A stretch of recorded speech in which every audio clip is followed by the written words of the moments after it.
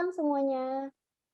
Sebelumnya, saya mengucapkan terima kasih untuk para peserta yang sudah hadir di acara kami yang bertema Evolusi Bisnis Produksi Garment menggunakan fitur terbaru Accurate Online Manufacture. Sebelumnya, perkenalkan saya Ayunda selaku host hari ini. Dan di sini ada dua pembicara kami, yaitu ada Bapak Baskara Aji. Selamat siang, Pak Aji. Selamat siang, Ayunda. Selamat siang, Bapak Ibu semua. Dan di sini juga ada Bapak Joni Haris. Selamat siang, Pak. Halo, selamat siang, Ayunda. Baik. Baik, sebelum acara dimulai, saya ingin menginformasikan bahwa nanti di akhir acara kami akan ada sesi isi survei. Bagi 5 peserta yang beruntung akan mendapatkan merchandise eksklusif dari Accurate nih. Baik, kita lanjut aja ke sesi pertama, yaitu sesi bersama Bapak Baskara Aji dengan pengenalan fitur Accurate Online Manufacture. Silakan Pak Aji. Oke, terima kasih. Saya langsung share screen saja.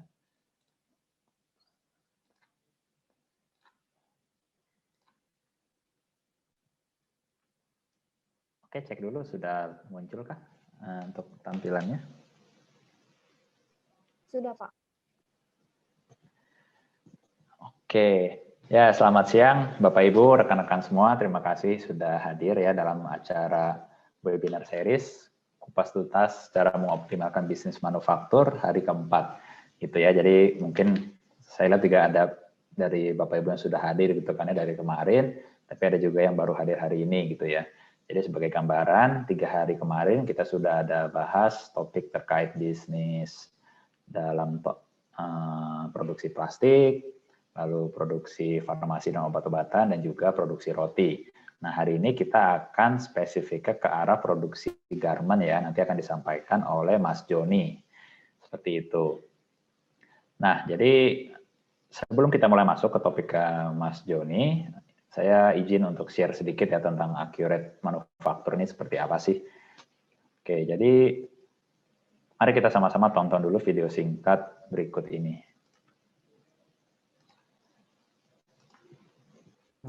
Apakah Anda pernah mengalami kesulitan dalam menghitung estimasi biaya produksi, memantau progres produksi, atau bahkan pernah kehabisan bahan baku saat sedang memproduksi barang?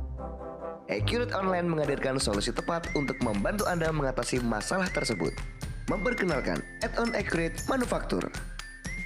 Mulai dari pencatatan hingga perencanaan produksi dapat Anda lakukan lebih mudah dengan dukungan Bill of Material, perhitungan estimasi biaya produksi, serta info ketersediaan bahan baku. Dilengkapi dengan informasi detail seluruh tahapan proses produksi, Anda dapat lebih cepat mendeteksi proses mana yang menjadi hambatan. Ingin melakukan analisa mendalam? Laporan produksi menyeluruh dapat Anda gunakan sebagai dasar untuk membuat penilaian yang tepat. Tingkatkan efisiensi produksi bisnis Anda dan raih keuntungan lebih besar dengan Add-on Accurate Manufacture. Kunjungi accurate.id dan coba gratis selama 30 hari. Apakah? Ya, oke. Jadi itulah sekilas tentang Accurate Online Manufacture ya. Jadi jika Bapak Ibu mungkin ada yang memiliki bisnis manufaktur gitu, bisnis produksi, mungkin pernah mengalami beberapa masalah yang tadi disampaikan gitu ya. Seperti misalkan soal estimasi biaya produksi gitu kan, punya planning, ini berapa sih biayanya kira-kira, lalu sudah produksi, lalu ingin memantau progresnya itu bagaimana biar tahu gitu mana hambatannya, di mana ada bottleneck dan lain sebagainya, atau pernah mengalami kehabisan bahan baku gitu ya, sedang produksi tiba-tiba bahan bakunya kurang, atau juga bingung soal mengalokasikan biaya overhead. Nah, di sini memang Accurate Online hadir sebagai solusi untuk membantu Bapak Ibu dan rekan-rekan semua menjalankan bisnis lebih mudah.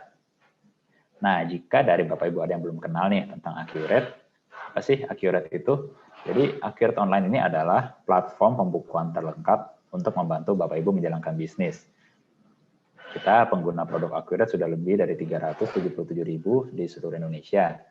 Dari sisi pengalaman, kita juga sudah lebih dari 20 tahun ya di bidang software accounting. Dan dalam 6 tahun terakhir juga kita berturut-turut meraih Top Brand Award dalam bidang software akuntansi. Jadi Bapak Ibu tidak perlu ragu dalam menggunakan layanan dari Accurate Online. Nah, kenapa disebutnya platform pembukuan gitu ya? Karena mungkin ada yang pernah mengenal Accurate adalah software akuntansi. Nah, jadi memang Accurate Online ini memberikan solusi yang sangat lengkap gitu ya, lebih dari sekedar software akuntansi.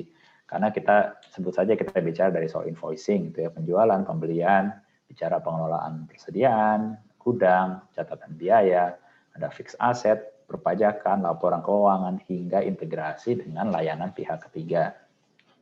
Nah, kalau spesifik bicara yang dari Accurate Manufaktur juga lebih dari hanya mencatat produksi gitu ya. Jadi bukan sekedar laporan memproduksi 100 barang, 200 barang, tapi kita mulai dari awal hingga akhir gitu ya.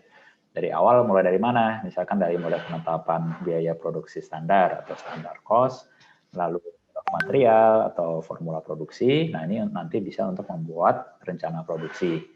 Nah, dari rencana produksi akan berlanjut ke perintah kerja ke proses produksi hingga nanti barang jadi gitu kan ya. Nah, cuma selama proses produksi itu di Accurate juga bisa dibagi-bagi berdasarkan tahapan gitu. Jadi kita bisa melihat misalkan contoh produksi garment dari kain mungkin harus di cutting dulu kan ya. Jadi sesuai pola, dari situ harus dijahit mungkin di sablon, lalu di packing dan lain sebagainya. Nah, itu bisa kita bagi-bagi tahapannya.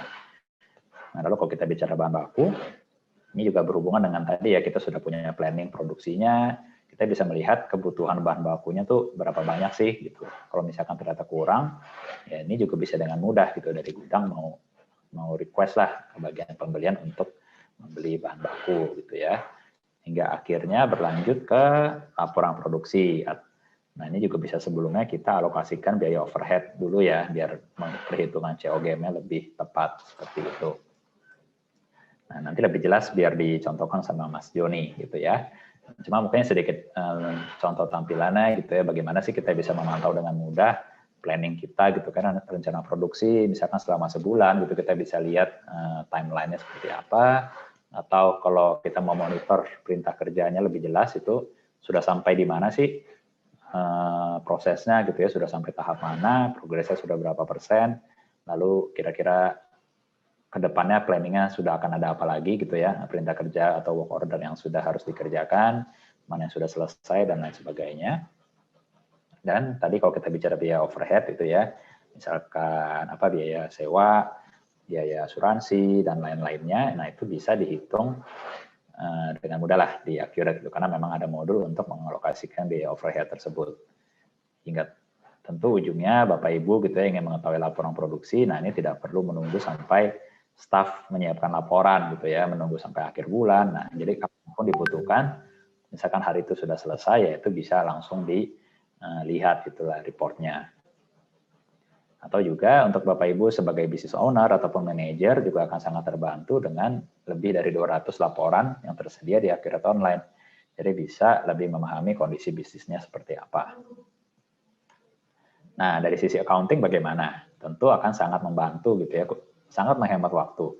Karena dari tim accounting misalkan ya cukup transaksi lah seperti biasa, dan Accurate Online akan mengerjakan sisanya. Jadi sangat mudah.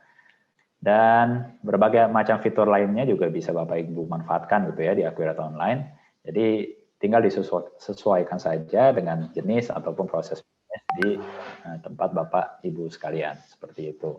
Kalau dirasa masih kurang, kita juga ada integrasi dengan aplikasi pihak ketiga. Sebut saja ada aplikasi kasir gitu ya, ada dengan bank, dengan Dirjen Pajak, ada aplikasi online invoicing, aplikasi omnichannel, dan lain sebagainya. Jadi memang fiturnya tanpa batas lah gitu.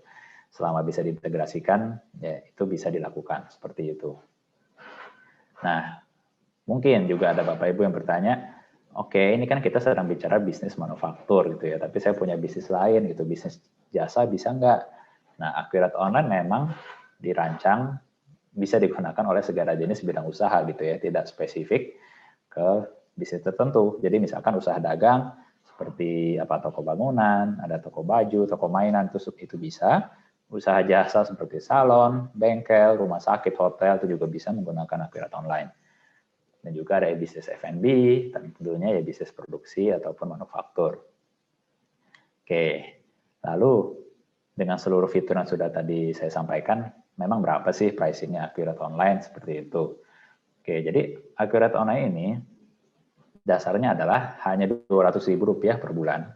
Kalau butuh tambahan pengguna juga hanya Rp20.000 per bulan itu ya. Nah, cuma kalau kita bicara manufaktur, ini adalah fitur tambahan. Dan dengan menambah 2 juta rupiah per bulan. Jadi Bapak Ibu sudah bisa menggunakan fitur manufaktur nih tadi keseluruhan yang sempat saya sampaikan sekilas. Jadi total kurang lebih sekitar 2,2 juta per bulan. Nah, tapi dalam kesempatan kali ini kita juga ada paket khusus nih, paket 1 tahun Accurate Manufaktur. Ini diskon cukup besar ya, 7,6 juta.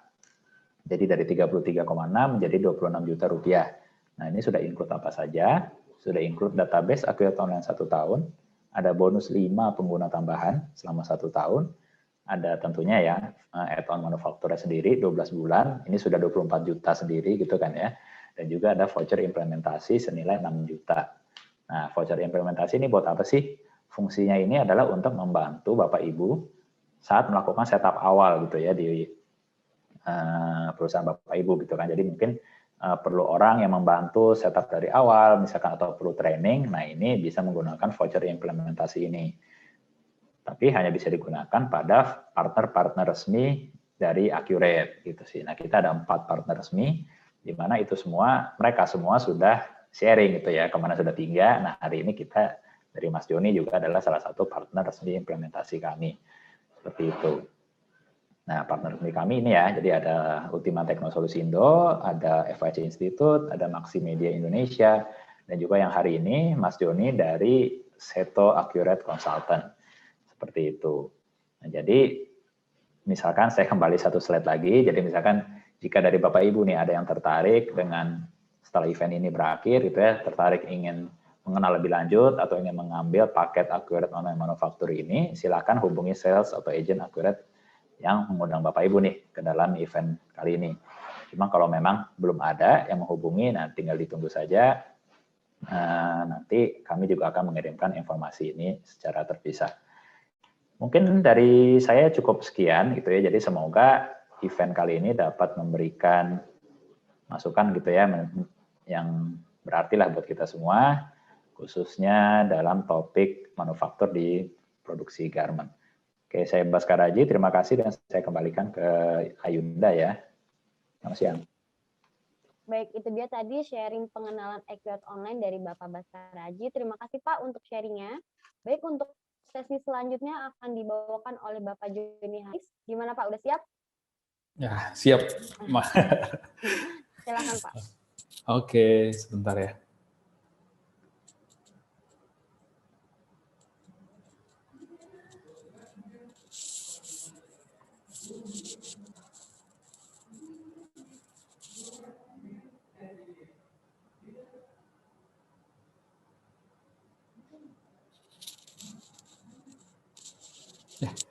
Oke, halo semuanya, Bapak Ibu. Sorry. Sebelumnya mungkin saya terima kasih buat Mbak Yunda yang udah opening kita hari ini terkait dengan event. Ya, apapun yang ada di Accurate Online dan juga tadi sudah sempat ada sedikit dibuka juga oleh Mas Aji ya terkait dengan fitur baru kita atau modul baru kita yaitu Accurate Online. Ya, tadi juga ada beberapa fitur andalan yang sudah dijelaskan Mas Haji dan juga penawaran-penawarannya. Oke, mungkin singkat saja, sekarang kita masuk kepada materi evolusi bisnis produksi garment menggunakan fitur terbaru manufaktur Accurate Online. Oke, mungkin sebelum saya masuk ke materi atau ke transaksi Accurate Online-nya, mungkin izinkan saya untuk memberikan beberapa slide ya terkait dengan SHC itu sendiri. Oke, perkenalkan saya Joni Haris, saya lahir dari Jakarta tanggal 2 Mei 1991. Pengalaman bekerja sudah 7 tahun sebagai profesional konsultan Accurate Accounting Software. Ya, jabatan saya juga di sini sebagai profesional Accurate Consultant. Ya, jadi saya juga menangani dari Accurate versi 4, versi 5 sampai dengan sekarang Accurate versi online. Dan untuk klien juga sudah ada beberapa yang sudah kita tangani dari berbagai jenis bidang usaha juga. Ya, sampai tersebar di beberapa kota. Oke. Dan saya sendiri dari Seto Ananda Cemerlang, mungkin biasa kita dengar yaitu SAC, ya, Seto Accurate Consultant merupakan partner resmi pertama dari PT Ultima Technosolusindo atau yang biasa kita dengar UTS, yang bergerak di bidang jasa implementasi. Berdiri sejak tahun 2012 sampai dengan saat ini kami sudah menangani lebih dari 4.250 klien dari semua jenis bidang usaha, baik perdagangan, kontraktor, manufaktur, jasa, dan lainnya. Dan kualitas sumber daya manusia terbaik, kami siap membantu pembukuan perusahaan Bapak Ibu semuanya. Ya, jadi ini beberapa bidang usaha yang tadi sudah saya sebutkan itu tersebar luas di beberapa kota. Oke, dan di sini juga saya ingin memberikan info terkait channel Telegram kita. Mungkin Bapak Ibu yang berminat untuk join, silakan di http t.me/Seto Consultant. Jadi di sini kita akan memberikan beberapa informasi jikalau Bapak Ibu sudah join, yaitu apapun yang kita berikan terkait dengan video tutorial, info mengenai training accurate, update sampai dengan promo khusus, implementasi dan hal lainnya lagi. Oke, sekarang kita masuk ke slide flowchart. Mungkin tadi sudah dijelaskan secara singkat ya sama Mas Haji. Mungkin saya jelaskan singkat lagi. Oke, untuk memulai accurate online manufaktur, ya. Jadi Bapak Ibu yang pertama harus dilakukan adalah memulai dari create database di Accurate Online. Oke, jikalau sudah di-create database-nya di Accurate Online, Bapak Ibu wajib melakukan pengaturan di preferensi. Supaya apa? Supaya apa yang sudah kita buat, transaksinya atau kita sudah input, itu tidak salah hasil akhirnya. Ya, karena apa? Karena kan kita butuhnya hasil akhirnya itu terkait dengan laporan keuangan, baik neraca ataupun laba rugi. Ya, jadi Bapak Ibu wajib fokus kepada settingan awal, yaitu melakukan pengaturan di preferensi. Oke, kedua membuat master barang dan biaya produksi, kemudian lanjut ke standar biaya produksi, ya ini mungkin biasa kita dengar namanya standar cost. Standar cost juga itu meliputi apa saja yang harus kita setting, yaitu baik dari sisi raw mat-nya ataupun bahan baku, dan juga dari sisi biayanya atau overhead-nya. Oke, dari sini nanti kita akan lanjut ke formula produk. Ya, formula produk ini yang biasa kita buat mungkin untuk menghasilkan satu piece kemeja contohnya. Oh, dibutuhkan raw mat-nya apa saja, bahan bakunya gitu. Nanti kuantitasnya berapa dan juga biaya apa saja yang mempengaruhi terhadap dengan nilai barang jadi kita. Seperti itu. Ya, dari sini tahapannya kita langsung masuk ke rencana produksi. Ya. Oke, sorry sebelum saya masuk ke rencana produksi, di sini ada tahapan produksi ya. Kenapa warna biru? Karena biru ini sifatnya opsional. Jadi Bapak Ibu kalaupun proses produksinya itu tidak menggunakan tahapan, untuk fitur ini diabaikan saja. Ataupun pada saat disettingan preferensinya itu tidak usah diaktifkan. Ya, tapi kalau misalnya Bapak Ibu ingin kontrol nih, ingin mengetahui sudah sampai mana sih proses produksi kita, nah di sini kita bisa gunakan fitur tahapan produksi. Seperti itu. Oke, nah ini juga fitur tahapan produksi ini kalau misalnya Bapak Ibu ya mungkin yang join di webinar kita kali ini sekarang mungkin masih versi 5 seperti itu, Enterprise versi 5, yang dimana versi 5 itu tidak ada fitur ini nih, ya. Nah, ternyata dirasa, oh saya butuh banget sebenarnya tahapan produksi ini. Nah, tahapan produksi ini di Accurate Online itu sudah disediakan. Oke. Nah, saya lanjut lagi ke rencana produksi yang tadi sudah kita plan. Jadi sebelum kita bikin SPK, kita harus lakukan inputan di rencana produksi. Yaitu kita mungkin bikin plan, oh ya, dari tanggal berapa sampai tanggal berapa kita harus produksi kemeja dengan contoh 100 piece. Nah, itu kita harus buat dulu rencana produksinya. Jikalau sudah dibuat rencana produksinya, nanti Bapak Ibu langsung lanjut melakukan inputan di SPK. Seperti itu. Jikalau sudah diinput SPK-nya, nanti Bapak Ibu langsung melakukan pengambilan bahan baku terhadap dengan nomor SPK yang sudah kita input sebelumnya. Seperti itu. Setelah kita sudah input bahan bakunya, sudah pasti ada proses barang jadi dong. Nah, sebelum input proses barang jadi, Bapak Ibu sebenarnya harus melakukan inputan tahapan proses. Jadi tahapan proses ini sebenarnya boleh diinput dan juga tidak diinput. Ya, karena apa? Karena tahapan proses ini juga boleh dilakukan sebelum inputan penyelesaian barang jadi atau setelah inputan penyelesaian barang jadi. Karena tahapan proses ini tidak mempengaruhi terhadap inputan transaksi kita ataupun langsung kepada report yang kita butuhkan. Seperti itu. Oke, singkat saja flowchart Accurate Online Manufaktur yang tadi saya sudah jelaskan, mungkin tadi sudah dijelaskan oleh Mas Aji, ya. Oke, sekarang kita langsung masuk ke contoh kasus. Oke, sebentar, saya buka dulu Accurate Online-nya.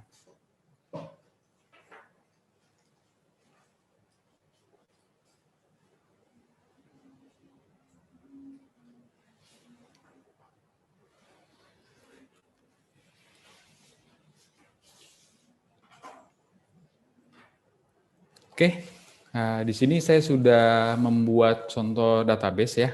Jadi di sini saya sudah siapkan beberapa database, yaitu baik yang blank ataupun yang sudah ada transaksinya ya. Dan di sini pun contoh sederhana saja yang saya buat terkait dengan industri garment. Ya, jadi kan yang biasa kita kenal yaitu industri garment, kita ada beberapa proses sebenarnya. Ada proses menjahit, ya ada proses potong, ya kan ada juga proses finishing gitu. Jadi di setiap tahapan itu atau setiap proses itu kita ingin tahu dan kita ingin kontrol sudah sampai mana sebenarnya proses produksi kemeja kita. Contohnya seperti itu. Oke. Nah, di sini saya sudah buat salah satu contoh transaksi, mungkin biar ada gambarannya, nanti di akhir juga saya akan bikin contoh transaksinya juga. Ya. Oke, sebelum Bapak Ibu ingin menggunakan fitur pabrikasi yang di sini yang tadi saya jelaskan, ya, jadi Bapak Ibu itu harus fokus juga terhadap dengan settingan awalnya yang ada di preferensi. Oke.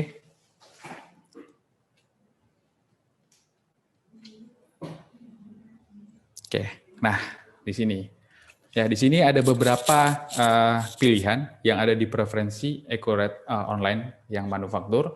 Jadi di sini ada terkait dengan stage, yaitu kalau misalnya Bapak Ibu ingin gunakan tahapan, kalau misalnya tidak ingin menggunakan tahapan, yang dimana artinya hanya proses produksinya hanya satu kali. Nah, ini boleh di-uncheck seperti itu. Oke, dan di sini work in progress ini sudah pasti ya, ini harus di setting dan ini juga default, ya dibikin persediaan dalam proses manufaktur atau biasa kita kenal tipe akunnya yaitu inventory. Oke, variance of production-nya ini kita pilih variance yang dimana tipe akunnya yaitu HPP. Oke, di sini ada age range gitu atau umur kisaran ya yang terkait dengan working order. Nah, ini juga salah satu yang bikin beda terkait yang ada di EcoRed Online dan juga ada yang di EcoRed Desktop. Ya, di sini kita bikin 7 hari. Kenapa? Contohnya kita bikin 7 hari. Kalau di EcoRed Desktop mungkin Bapak Ibu ya tahu ya ada enterprise yang di EcoRed Desktop. Kalau pada saat kita bikin pemakaian bahan baku atau penginputan barang jadi ya yang ada di sini contohnya.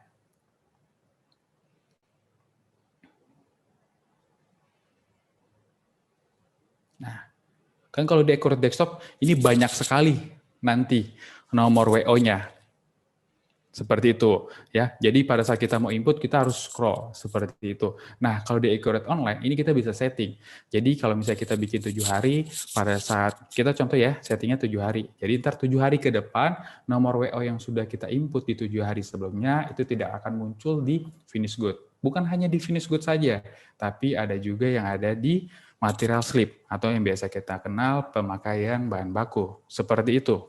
Ya, dan ini nanti boleh disesuaikan dengan kebutuhan Bapak Ibu sendiri. Oke, dan di sini juga ada age range terhadap dengan monitor work order. Ya, ini kita bikin 2 hari, pengaruhnya di mana? Pengaruhnya nanti kalau misalnya Bapak Ibu ingin monitor working order. Ya, seperti ini. Kalau kita setting di sini 2 hari, nanti 2 hari ke depan report ini tidak akan muncul. Ya, dan ini juga akan membantu terkait dengan list yang kita punya supaya tidak terlalu banyak. Ya, dan untuk jumlah harinya itu boleh disesuaikan kembali dengan kebutuhan Bapak Ibu. Ya, dan tadi saya bilang di sini ada monitor work order. Mungkin Bapak Ibu pengguna EcoRed Desktop ya. Nah, ini salah satu fitur yang beda yang tadi saya juga sudah jelaskan. Ya, ini kepakai banget sebenarnya monitor working order. Yang mana di EcoRed Desktop itu tidak ada. Ya, jadi ini kita bisa pantau nih sebenarnya dengan nomor SPK sekian itu sudah sampai mana sih tahapan proses produksinya seperti itu. Dan kita juga bisa lihat di sini ada work order history. Ini juga salah satu fitur unggulan yang ada di EcoRed Online. Yang di mana di EcoRed Desktop itu sendiri tidak ada. Ya, jadi ini sangat membantu sekali. Oke, dan yang terakhir di sini yang hubungannya dengan period end. Kalau misalnya kita centang allocation of production variance cost to product, ya, jadi pengertiannya contoh, saya bikin contoh sederhana aja ya. Kalau misalnya kita punya bahan baku A, contoh harganya 10.000. Oke, kemudian kita bikin standar cost-nya 11.000. Pada saat kita proses finish good atau finishing, ternyata dan barang jadi kita itu HPP-nya mengambil dari angka yang kita buat di standar cost, yaitu menjadi 11.000. Ya, Antara standar cost dengan actual cost itu ada selisih sebesar 1.000. Kalau misalnya ini kita nggak centang, nilai Rp1.000 itu akan muncul di laporan laba rugi, yaitu masuk ke akun variance. Seperti itu. Ya, terus kalau misalnya dicentang pengaruhnya apa, Pak? Oke, kalau pengaruhnya ini dicentang, akun variance yang ada di laba rugi itu tidak akan muncul nilai 1.000. Tapi nilai tersebut akan dialokasi langsung kepada nilai barang. Gitu. Ya, jadi seolah-olah harga barang jadi kita itu yang HPP-nya yang tadinya 11.000 ya, dia langsung ngebagi kepada sana angkanya di situ. Kalau misalnya sudah ada transaksi penjualan, itu akan berpengaruh juga kepada HPP terhadap dengan akun penjualan barang jadi. Ya, nanti contohnya akan saya tunjukkan. Oke, kalau misalnya ini sudah disetting, oke Bapak Ibu bisa langsung masuk ke modul manufaktur. Oke, di sini mungkin saya sudah beberapa siapkan ya transaksinya. Sini saya juga sudah ada kode barang. Ini sederhana aja. Saya ada beberapa barang. Ya di sini ada biayanya dan juga bahan baku atau juga barang jadi. Jadi kalau misalnya Bapak Ibu ingin menginput seperti apa, nah di sini. Di sini ada corak PK. Corak PK ini kita tipenya bahan baku. Jadi Bapak Ibu di sini ada inventory part yang raw material sama can be produced. Nah, ini sedikit berbeda dengan ada di Accurate Desktop. Ya, kalau misalnya kita centang raw material, itu pengertiannya adalah kita membuat kode barang baru yang dimana fungsinya sebagai bahan baku. Ya, sebagai dasar proses produksi menjadi barang jadi. Seperti itu. Kalau misalnya ini dicentang, Pak, itu pengertiannya apa? Oke, pengertiannya adalah yang dimana barang jadi tersebut bisa kita proses kembali. Ya, nah, jadi kalau misalnya ternyata itu barang jadi, kita buatnya seperti ini. Ya, bisa seperti ini atau raw materialnya pun dihilangkan, nggak ada masalah. Ini mana pengertiannya benar-benar kemeja dewasa warna hitam itu sebagai barang jadi. Oke, kalau misalnya input biayanya bagaimana Pak? Ya, beda. Kalau misalnya input biayanya itu semua sudah masuk di dalam satu master barang atau di master item ini. Contohnya seperti ini. Ada biaya listrik. Nah, kita pilih item type-nya itu menjadi production cost. Ya, dan di sini akunnya kita langsung sesuaikan. Oke, di sini saya sudah buat beberapa item. Nah, tahapan yang pertama adalah Bapak Ibu wajib menggunakan standar cost. Ya, contoh sederhananya kalau misalnya bahan baku, yang tadi saya bilang ya, mungkin bahan baku cara menghitung standar cost-nya agak sedikit lebih mudah dibandingkan dengan biaya ya, gitu. Karena kalau bahan baku itu kan mungkin kita belinya di vendor A, di vendor B, di vendor C, oh harganya variatif nih seperti itu. Nah, kita bikin standarnya ya, supaya kita menjaga HPP dari barang jadi tersebut. Oke, di sini saya sudah bikin standar cost-nya. Oke, di sini ada standar cost bulan Juni. Ya, di sini saya sudah buat, di sini ada beberapa item, yaitu ada corak PK, kancing hitam, kerah tulang dewasa, kancing navy, upah, dan juga biaya listriknya. Oke, yang dimana cara buatnya adalah seperti ini.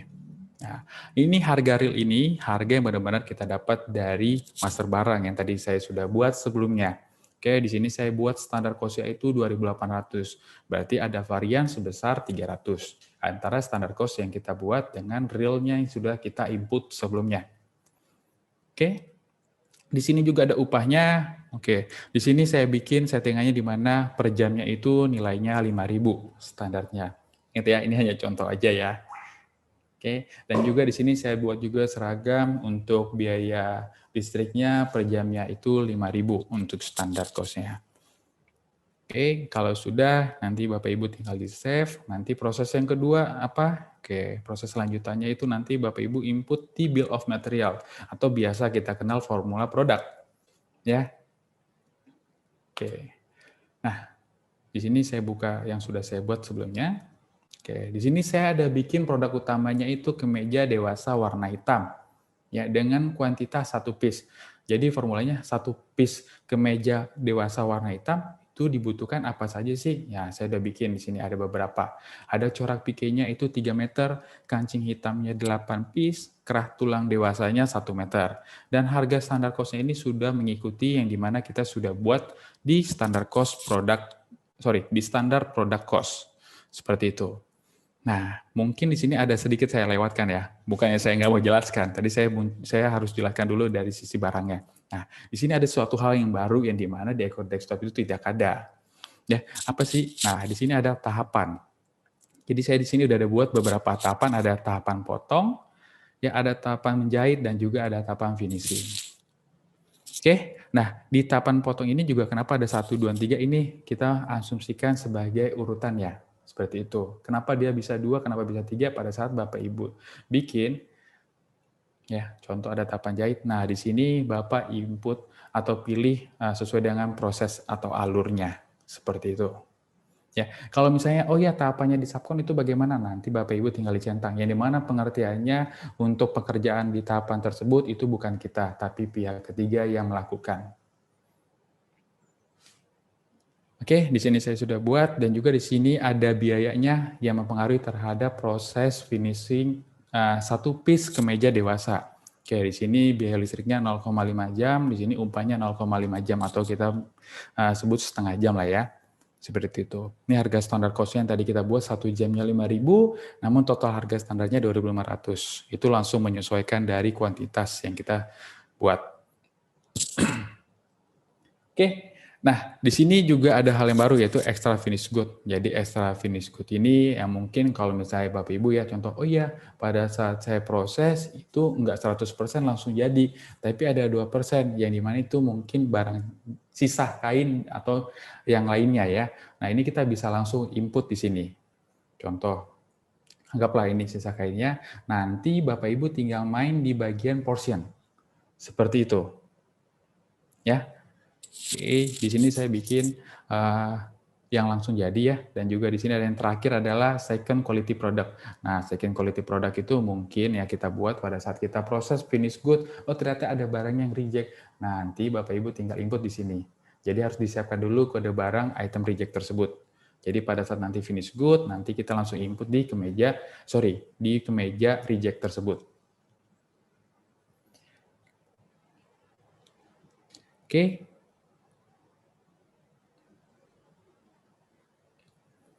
Nah, setelah kita buat bill of material, kita langsung input di manufacture order atau rencana SPK. Di sini saya juga sudah buat contohnya. Ya, saya sini ada contoh kemeja dewasa warna hitam 100 piece.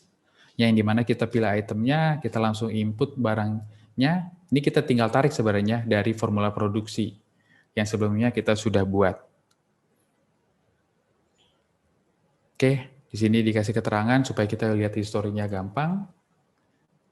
Nah, setelah sudah kita buat perencanaannya, nah kita langsung buat SPK-nya seperti ini.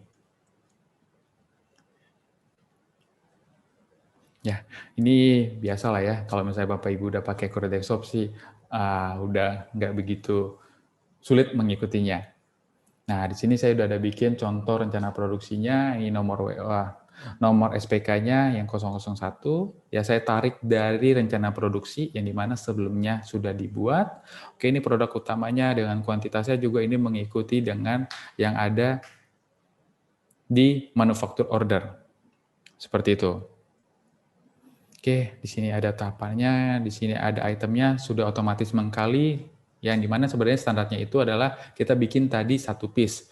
1 piece itu kita butuh corak pike 3 meter. Karena kita bikin SPK-nya atau perencanaannya sebanyak 100 piece, nah kuantitas yang ada di sini itu sudah otomatis mengalihkan. Oke, dan ini semua juga sama seperti yang di sebelumnya ya, kita buat. Oke, setelah kita buat SPK, kita lakukan inputan di material slip. Oke, sebelum saya lakukan material slip, nah di sini sebenarnya kita bisa lihat langsung atau kita monitor SPK-nya kita udah sampai mana sebenarnya. Karena ini saya sudah ada bikin transaksi ya, jadi ini kelihatan full. Nah, kalau misalnya dia belum finish, dia pasti ada masuk di bagian on schedule. Ya, kalau dia belum 100%, dia masuknya di bagian on process. Seperti itu. Karena SPK yang tadi saya buat udah sampai ke finish, nah dia posisinya ada di bagian finish atau close. Seperti itu. Ya. Oke. Nah, di sini juga kita bisa lihat dari work order historinya. Nah, kita tinggal pilih nomor WO-nya atau nomor SPK-nya. Nah, ini pengertiannya seperti ini. Kita bisa lihat ya, dari sini tuh yang di sebelah kanan, ini adalah material slip atau pengeluaran bahan baku. Ya, kita berarti ada 2 inputan pengeluaran bahan baku terhadap nomor SPK 001 ini. Ya, kita juga bisa kelihatan, oh ternyata yang keluar itu adalah corak pikirnya dulu sebanyak 300 meter. Ya, pemakaiannya. Dan yang kedua, kita berarti ada melakukan material slip atau pengeluaran bahan baku terhadap kancing hitam sebanyak 800 dan juga kerah tulang dewasa 100 meter. Sisanya ini adalah tahapan yang warna biru. Yang warna biru itu adalah proses yang kita input yang di proses stage. Nanti dia otomatis masuk ke report ini. Dan dia bagian sisi kiri yang warna biru. Ya, di sini saya juga ada beberapa inputan. Jadi yang pertama itu ada tahapan potong sebanyak 100 piece. Kita juga ada bikin tahapan potong juga 100 piece. Yang dimana ini awalnya start ya. Di sini ada 2 status. Ada start dan juga ada finish. Oke? Nah, di sini juga kita ada proses tahapan jahit 50 piece, proses tahapan finishing 50 piece. Ya, nanti saya akan contohkan ini karena sudah ada transaksinya, kurang lebih tampilannya seperti ini. Dan juga di sini ada alokasinya. Dan di mana di desktop itu tidak ada. Untuk satu SPK ini sebenarnya statusnya udah sampai mana sih? Mana yang belum dilakukan dan mana yang sudah dilakukan. Nah, di Accurate Online, cukup kita buka report work order history, kita semua udah kelihatan di sini. Dan tampilannya juga kalau saya boleh jujur, ini bagus banget. Oke, dan inputan yang ada di biaya listrik 50 jam, upah gaji 50 jam, itu didapat dari hasil transaksi production cost allocation. Seperti itu. Oke, dan di sini yang warna hijau itu adalah hasil inputan finished good yang didapat dari finished good slip. Oke. Nah, tadi kita udah buat sampai WO dan material slip-nya, ya, yang tadi saya udah bilang. Nah, di sini di material slip juga ada 2 jenis, ada pick item dan juga return item. Yang di mana di Accurate Desktop itu nggak ada nih return item. Contohnya kalau misalnya barangnya sudah kita ambil, ternyata ada sisa nih yang nggak kepakai. Ya, kita tinggal input di sini ada return item. Ya, ini sangat membantu sekali pada saat proses produksi yang berjalan nantinya. Oke, nah setelah itu, ini kembali lagi yang tadi saya jelaskan di awal ya, mungkin kalau misalnya Bapak Ibu ikut dari kita mulai webinar, tadi saya bilang sebenarnya proses stage ini bisa dilakukan sebelum inputan finished good ataupun setelah inputan finished good. Karena apa? Karena fitur ini tidak mempengaruhi terhadap transaksi yang sudah kita input. Bahkan tidak akan mempengaruhi kepada laporan laba rugi ataupun neraca kita, seperti itu. Namun kalau mulai sedikit saya saran, proses stage ini diinput sebelum finish good. Karena apa? Karena pada saat kita melakukan finishing, kita sebenarnya sudah tahu, oh ini sudah sampai tahap mana. Berarti kita harus lakukan proses stage ataupun inputan tahapan. Seperti itu. Kalau misalnya kita sudah input proses stage-nya atau tahapan produksinya, lalu kita inputlah finish good slip. Ya, atau biasanya kita kenal product material result. Seperti itu. Ya, di sini ada beberapa ya. Jadi ada start, ada finish. Nah, ini start ini mungkin perencanaan pada saat melakukan tahapan. Nah, kalau misalnya ada pertanyaannya, Pak, kalau misalnya saya nggak buat start tapi langsung ke finish, ada dampaknya nggak? Oke, kalau itu saya bisa jawab langsung, itu tidak ada dampak. Ya, dan juga saya kalau boleh jujur, di sini ada beberapa transaksi yang sudah saya buat, itu saya langsung ke proses finish. Jadi cuma ada satu yang tadi saya bikin, tipenya itu start dulu, baru finish, dan sisanya ini finish. Ya, ini biasa kita dapat informasi dari pihak PPIC pada saat dia lihat proses produksinya, oh ini sudah sampai mana tahapannya, oh ini sudah selesai, berarti kita tinggal langsung input di tahapan di bagian finish. Seperti itu. Oke. Nah, jika Bapak Ibu sudah lakukan inputan di proses state, nah yang tadi saya bilang, nah selanjutnya inputan di finish good atau product material result. Oke, di sini saya sudah bikin contoh. Nah, kebetulan di sini saya bikin 2 SPK. Sorry, 2 proses inputan barang jadi. Oke, di sini yang pertama saya ada bikin proses finishing sebanyak 50 piece sebanyak 50 piece. Ya, jadi Bapak Ibu kalau misalnya ada pertanyaannya, oh ya saya bikin SPK sebanyak 100 piece, tapi jadinya parsial, itu bisa nggak? Ya bisa, nanti Bapak Ibu tinggal rubah di kolom kuantitinya saja. Ya, kolom kuantitinya disesuaikan dengan real hasil produksinya. Kalau emang ternyata, oh ya jadinya 100, ini langsung di-input 100. Gitu. Oh iya, kalau misalnya ternyata jadinya itu 98 piece Pak, tapi biaya yang dari 2 piece itu menambahkan HPP terhadap kemeja dewasa warna hitam. Itu nggak ada masalah. Nah Bapak Ibu tinggal rubah jadi 98 piece, nanti tinggal dirubah bagian presentasinya menjadi 100%. Oke, kalau sudah nanti inputan di production cost allocation ini itu Bapak Ibu bisa lakukan jikalau inputannya terhadap biaya sudah dilakukan. Nah, jadi yang Ibu lakukan itu atau Bapak lakukan harus input di other payment ataupun di journal voucher, itu nggak ada masalah. Cuman saya inputnya di sini other payment karena journal voucher itu difungsikan untuk penyesuaian. Ya, oke. Jadi sini saya sudah ada bikin beban gajinya. Ini aktualnya ya, yang kita input di sini adalah aktualnya.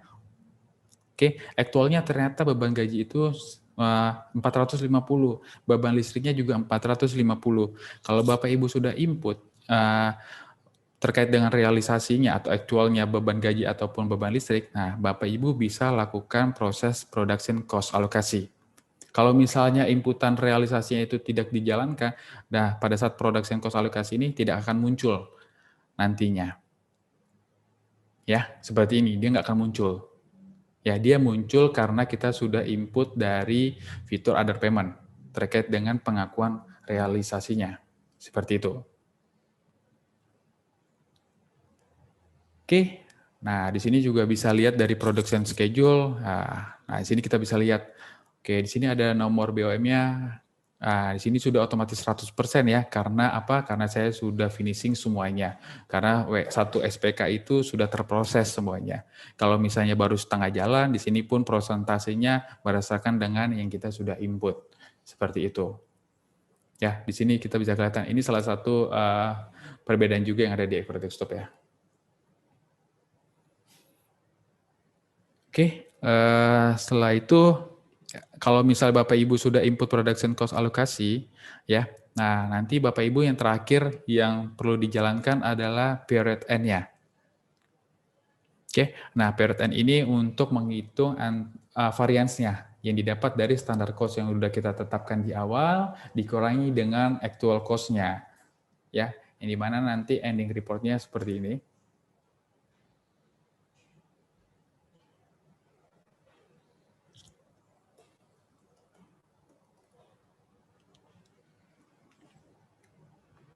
Nah, dia sini sudah muncul. Ya, ini otomatis ya. Ya, 170. Sebelum kita input ataupun sebelum ada angka varian 170 itu, dia pasti menampung di akun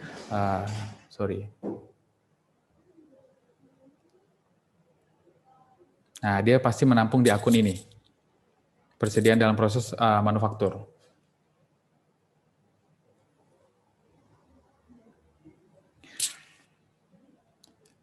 Oke, kurang lebih flow-nya itu saya sudah tunjukkan. Sekarang kita coba input dari nol ya. Kita coba input dari nol, bagaimana caranya supaya kita bisa tahu hasilnya seperti apa. Ya, ataupun production schedule-nya yang ada di sini tampilannya seperti apa, ataupun material fulfillment ini juga seperti apa bentuknya. Oke, saya ganti database dulu.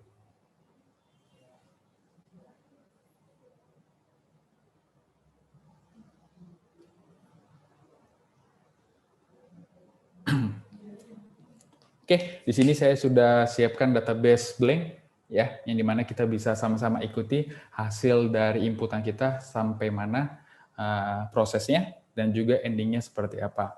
Ya.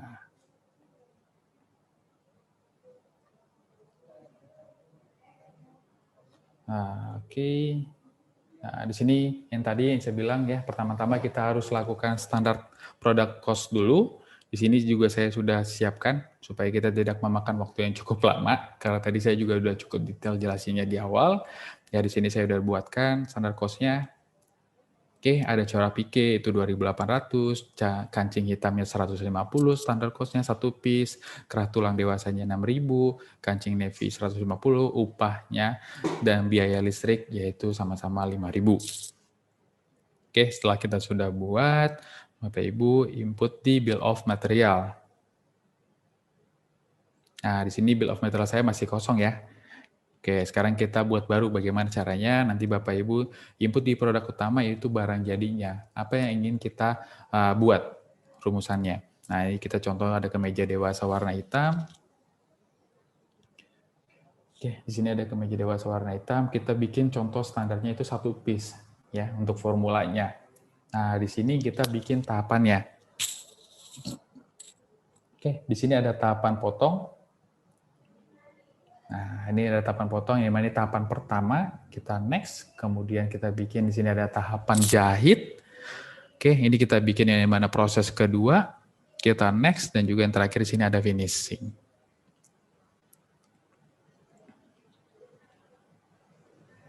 Oke, setelah kita buat, Bapak Ibu masukkanlah, nah kalau misalnya, Pak bisa nggak kalau misalnya saya langsung bikin tahapannya itu nambah di bill of material? Bisa Bapak Ibu tinggal pilih tanda plus ini, nanti tinggal dibuat nama tahapannya.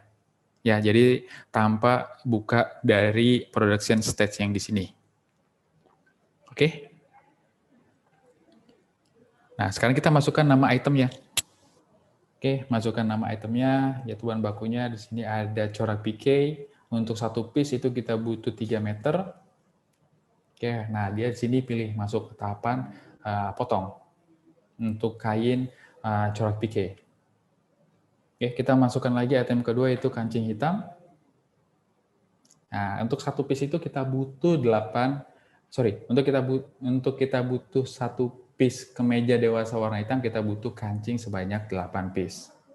Dan di sini masuk ke dalam tahapan jahit. Oke, kita bikin lagi di sini ada namanya kerah tulang dewasa. Oke,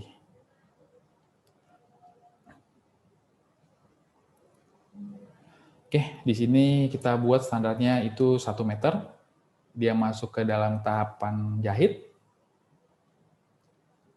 Ya, oke. Nah, kita butuh di sini ada beberapa bahan baku yaitu corak pike, kancing hitam, dan juga kerah tulang dewasa untuk memproses 1 piece kemeja dewasa warna hitam. Dan sekarang kita masukkan biayanya. Sini kita masukkan biayanya, biaya listrik. Nah, ini standarnya itu setengah jam, berarti kita bikin di sini 0,5.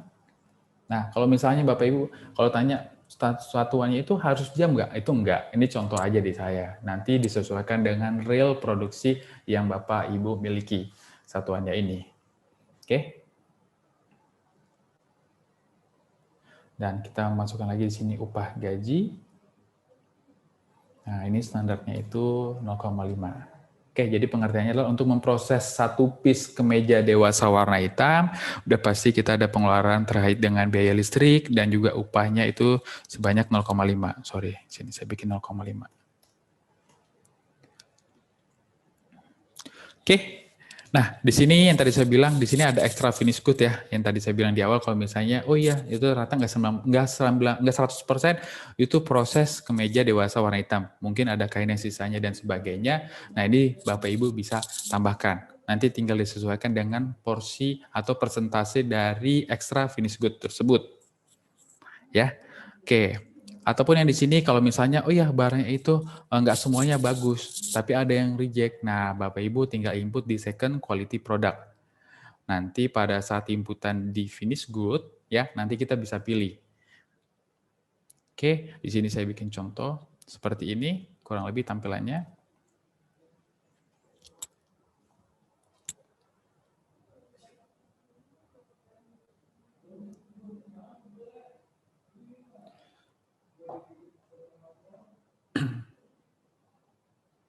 Oke, dari bill of material yang sudah kita buat, nah sekarang kita buat rencananya. Nah, di sini saya ada bikin rencana, ke meja dewasa warna hitam 100 piece. Oke, nah di sini Bapak Ibu tinggal tarik dari rencana yang tadi sudah dibuat. BOM yang sudah dibuat sebelum yang tadi kita tunjukkan ya. Oke, dan sini juga bikinnya 100. Nah, ini tanggal mulainya Bapak Ibu tinggal sesuaikan dengan real produksinya nanti. Di sini saya bikin contoh tanggal mulainya hari ini, selesainya juga hari ini. Oke, di sini juga saya bikin keterangannya. Kemeja dewasa warna hitam 100 piece. Oke, sini saya simpan. Nah, setelah kita buat manufaktur order, Bapak Ibu input atau lakukan langkah selanjutnya yaitu di working order atau yang biasa kita kenal adalah surat perintah kerja ya atau SPK. Nah, di sini kita tinggal pilih dari rencana produksi yang sebelumnya kita sudah buat ya. Tadi sini ada namanya kemeja dewasa warna hitam sebanyak 100 piece. Nah, dia sudah otomatis muncul seperti ini. Yang dimana tadi kita sudah buat di rencana produksi. Ya, oke, ini kita bikin seperti ini, tanggalnya tanggal hari ini. Oke, di sini saya simpan.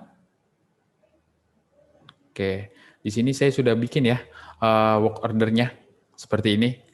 Nah, Bapak Ibu bisa lihat nih atau bisa monitor working ordernya yang sudah kita buat itu sudah sejauh mana yang tadi saya sudah jelaskan ya. Mungkin tadi kan karena inputan transaksinya saya sudah ada.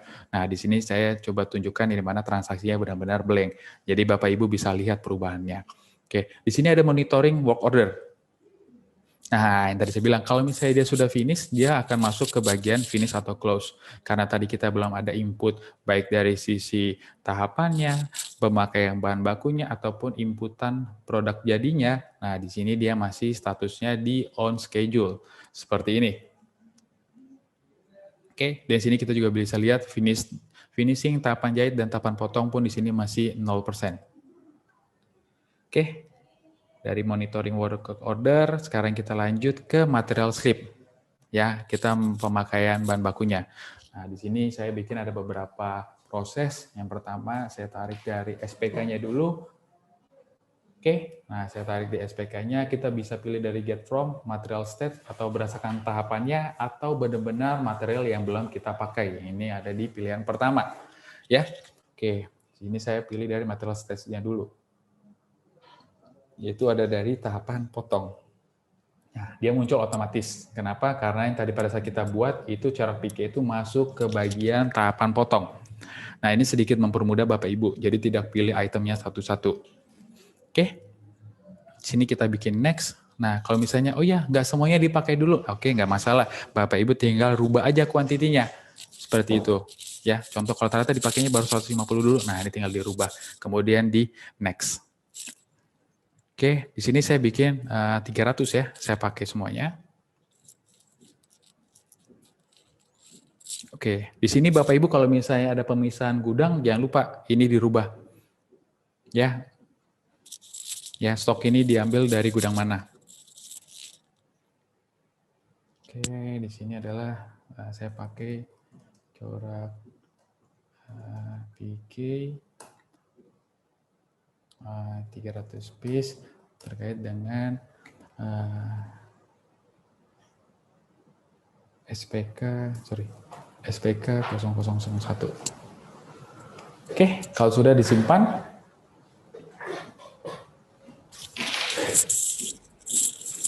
nah kalau sudah disimpan, kita lihat dari monitoring working ordernya, saya refresh. Nah, dia masuk ke sini. Dan presentasi ini pun ini otomatis dihitung oleh Accurate berdasarkan dengan proses yang sudah kita input. Karena tadi kita input baru di material slip, nah dan juga itemnya baru yang kita input adalah si corak PK, dia muncullah di sini sebesar 7,5%. Ya, dan di bagian working order historinya atau work order historinya, nah dia muncul seperti ini. Dan kita juga bisa lihatin, oh progresnya baru 7,5%. Yang dimana itu didapat baru pengeluaran bahan bakunya, yaitu si corak PK. Dan di sini juga kita bisa lihat tanggal transaksinya. Oke, Di sini saya nggak close ya, biar nanti kita bisa lihat sama-sama perubahannya. Nah, sorry. Nah, dari material strip yang tadi kita sudah jalankan, Mas, kita input proses stage-nya. Oke, yang tadi saya bilang ya, di sini kita ada start dan ada finish. Kalaupun Bapak Ibu langsung pilih finish, itu pun nggak ada masalah, karena inputan ini tidak berpengaruh ke transaksi yang lainnya ataupun bahkan ke laporan laporan keuangan. Oke, di sini kita pilih dari nomor SPK, yaitu nomor SPK yang seperti ini. Nah, kita proses tahapan yang mana? Tahapan potong.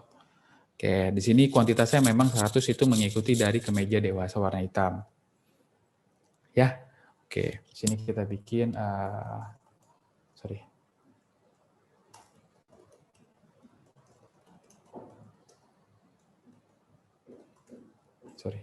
bikin 300 meter. Itu SPK 001. Oke, di sini saya save. Oke, di sini saya baru bikin satu proses tahapan ya. Kita lihat dari monitoring work order-nya, ini saya refresh. Nah, dia langsung bertambah otomatis, yaitu sebesar 27,5%. Ya, itu kita bisa lihat juga proses tahapannya. Oh ya, di sini 100%. Karena apa? Karena tadi saya pakai langsung di inputan di proses testnya ini saya anggap 100%. Oke, kalau sudah kita lihat dari work order historinya, di sini saya refresh. Nah, di sini kita bisa lihat. Oh, berarti sudah masuk ke tahapan potong. Ya, itu sebanyak 100 piece. Ya, terhadap dengan kain corak pike 300 meter. Oke, di sini saya lanjutkan lagi input. Oh, ternyata pakai lagi material slip. Nah, kita input di sini masuk pilih WO-nya. Di sini kita tarik dari material stage-nya. Oke.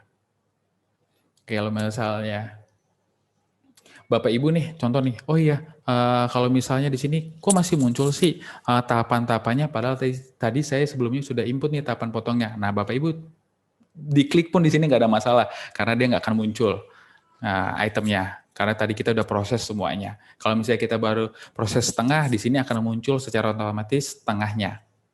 Oke, karena tadi tahapan potong kita sudah buat, sekarang kita masuk ke proses tahapan jahit. Ya, di sini saya ambil semua itemnya. Ya, kalau misalnya ternyata baru jadi jahitnya itemnya ya, barang jadinya baru jadi setengahnya doang nih. Nah, ternyata kita bikin di sini prosesnya adalah 400 piece kancing hitam. Di sini saya juga bikin 50 meter kerah tulang dewasa. Oke, di sini baru.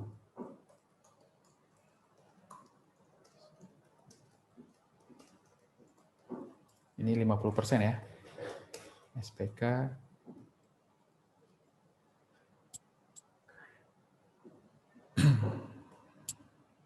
Nah, ini saya bikin seperti ini. Ya, kita lihat dari monitoringnya. Ini saya refresh.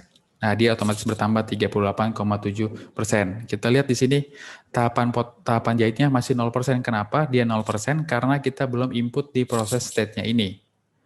Ya, kalau misalnya ada pertanyaan, kalau misalnya saya kelewat nih Pak, inputan proses state-nya itu nggak ada masalah sebenarnya.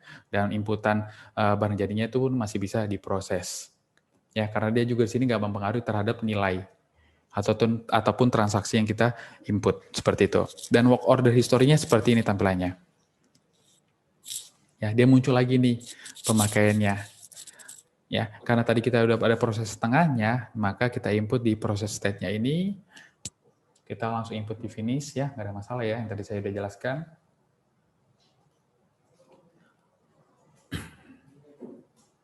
Oke, sini kita proses tahapan produksinya dulu. Ya, ternyata baru jadi 50% atau 50 piece ya. Jadi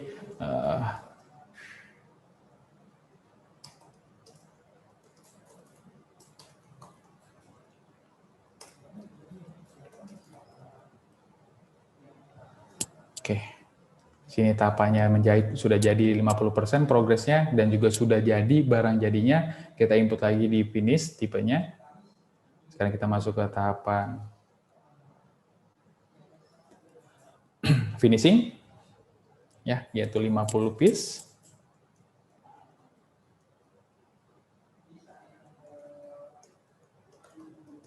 Sorry, finish 50 piece kemeja dewasa SPK 001.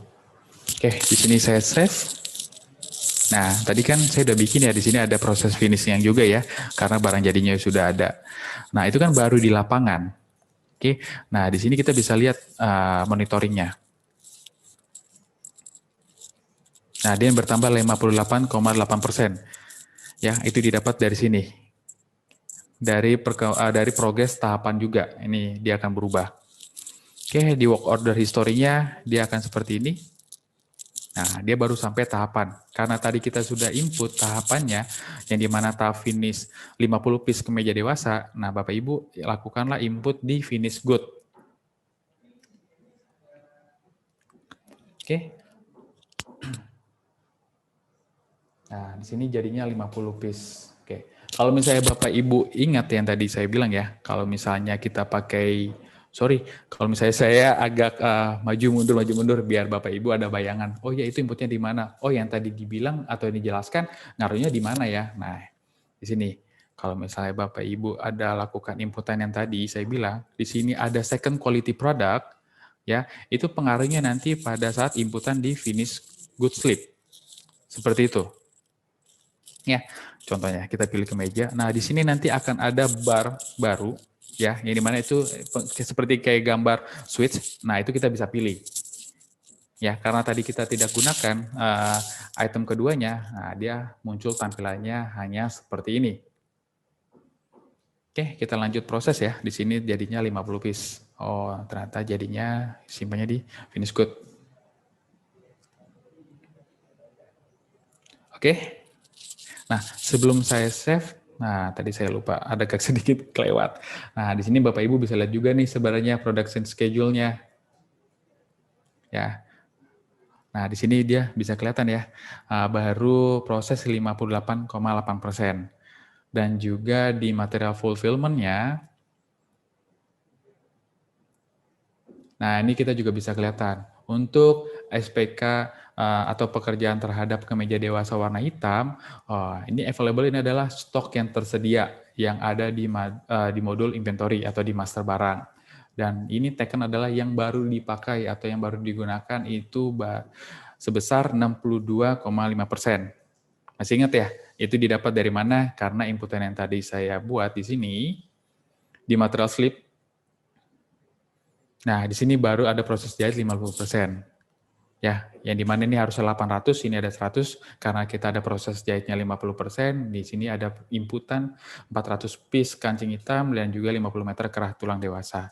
Sehingga di fitur material fulfillment, ini quantity taken-nya sebesar 62,5%.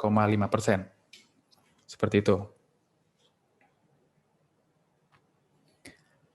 Oke, di sini saya save.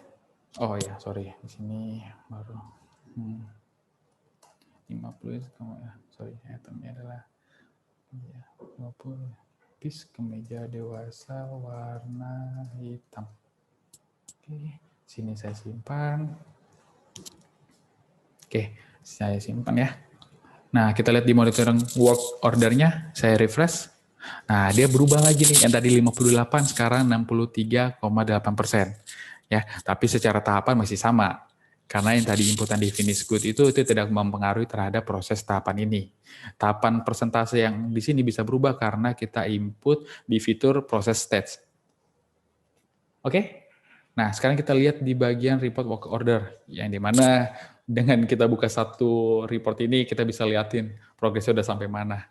Nah, di sini kita bisa lihat, oh ternyata udah ke proses nih 50 piece. Kita lihat nih di bagian atas nih Bapak Ibu, di sini ada perubahan persentase secara otomatis, yaitu 63,8%. Ya. Oke. Nah, oke, dari sini kita buat working ordernya. Sekarang kita proses sisanya, ya. Sini kita buat lagi di material slip. Oke. Kita pilihnya pick item. Ya, kita tarik dari tahapan yang sisanya itu tadi tahapan jahit. Nah, dia muncul secara otomatis ya, karena tadi kita sudah pakai 400-nya, 50-nya juga tadi kita sudah pakai di awal.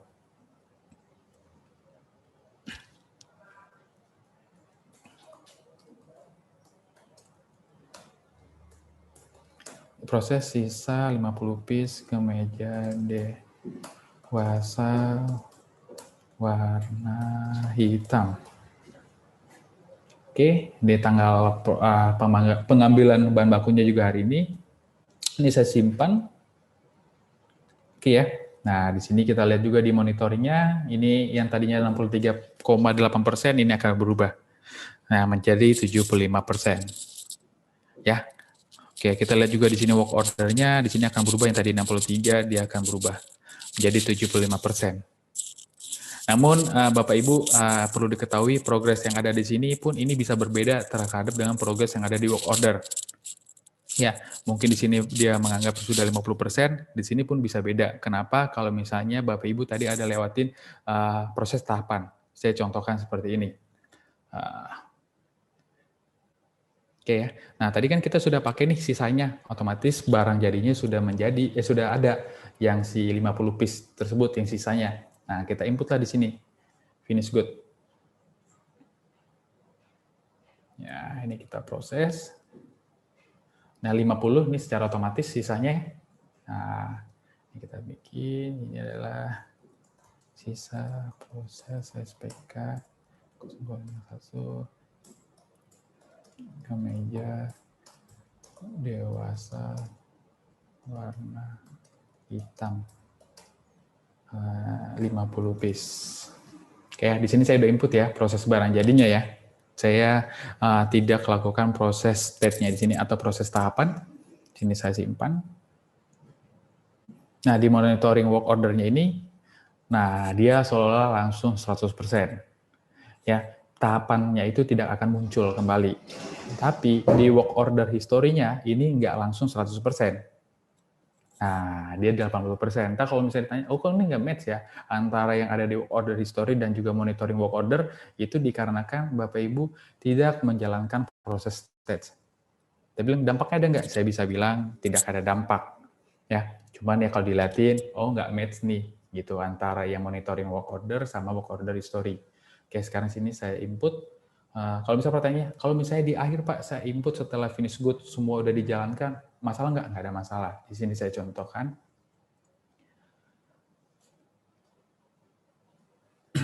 Oh, sini saya ambil finish. Sorry. Oke, saya pilih proses tahapan jahit. Ya, ini sisanya otomatis 50, itu didapat karena inputan yang sebelumnya sudah dijalankan sebanyak 50 piece. Oke. Di sini saya simpan. Oke ya. Nah, kita lihat di monitoring work order ini tidak ada perubahan dan dia akan tetap sama seperti ini reportnya. Dan di bagian work order history dia akan ada perubahan. Nah, dia kenapa 90%? Nah, kalau misalnya Bapak Ibu tadi ingat, kan saya ada beberapa tahapan ya. Ada tahapan potong, tahapan jahit, dan juga ada tahapan finishing. Ya, tahapan potongnya itu saya sudah lakukan 100%, yang ada di sini. Ya, sudah finish. Oke, dan juga tahapan jahitnya juga saya udah bikin 100%. Di sini awalnya 50, dan di sini juga ada 50. Nah, tahapan finishingnya, di sini tahapan finishingnya dia baru 50, masih menggantung 50-nya lagi. Nah, kita tinggal input.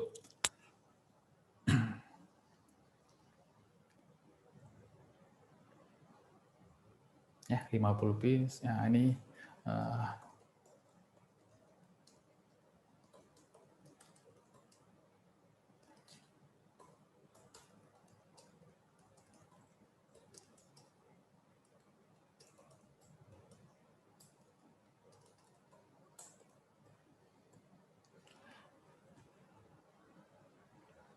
oke. Nah, ini sudah proses semuanya. Ini saya close. Dan di sini di monitoring work order di sini masih sama, tidak akan ada perubahan. Tapi di work order history yang tadinya 90%, ini akan otomatis menjadi 100%. Oke, mungkin ini agak sedikit penjelasan ya. Jadi kalau misalnya Bapak Ibu lihat, oh kok monitoring work ordernya sudah 100% nih Pak, tapi di work order historinya belum 100%. Hal itu disebabkan yang tadi, kalau misalnya Bapak Ibu ada proses tahapan, apakah sudah dilakukan proses tahapan itu semuanya? Kalau misalnya belum, nah pasti progres yang ada di sini itu tidak 100%. Oke, dan juga di sini kita bisa lihat ada 2 kali inputan terhadap fitur finish good sleep, seperti itu. Oke, kita bisa lihat juga di bagian, production schedule. Nah, di sini dia sudah menjadi 100%, yang dimana sebelumnya itu tidak 100%. Oke. Nah, terus yang tadi saya bilang, kalau misalnya buat production cost alokasinya, kalau misalnya kita belum input pengakuannya, di sini kita tidak bisa tarik. Nah, kosong.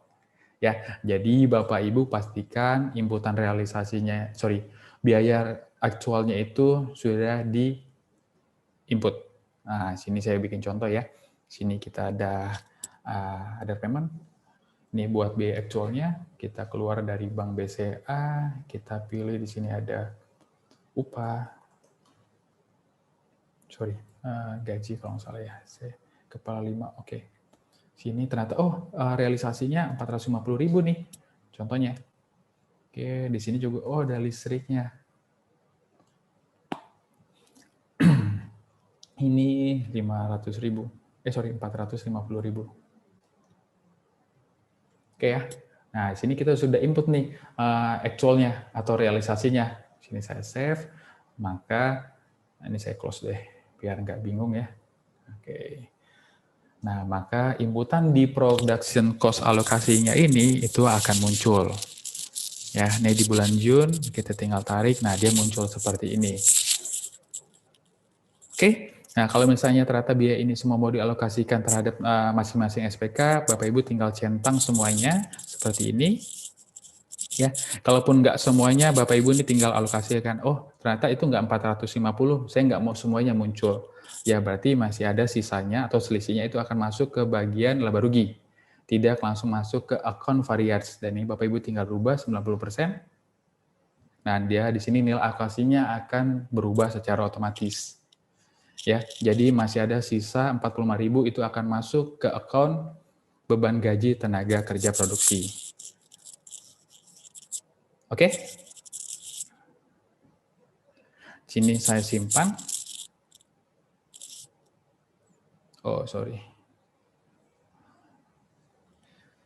Di sini terhadap dengan SPK-nya, nomor SPK-nya. Ya, ini saya save. Sudah? Oke, ini saya save dan sini saya refresh. Nah, jadi alur dari ataupun proses SPK 001 seperti ini dia tampilannya.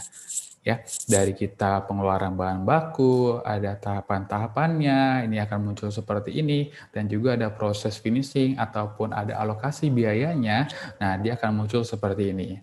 Yang dimana ini sangat ngebantu sekali. Kita buat memonitor, gimana sih cara monitornya? Nah, kita tinggal buka di fitur work order history, yang dimana di Accurate Desktop itu tidak ada, kalau boleh jujur.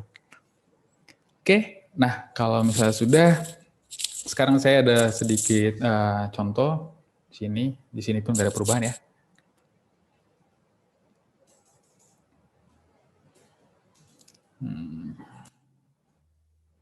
Saya mungkin sedikit buka.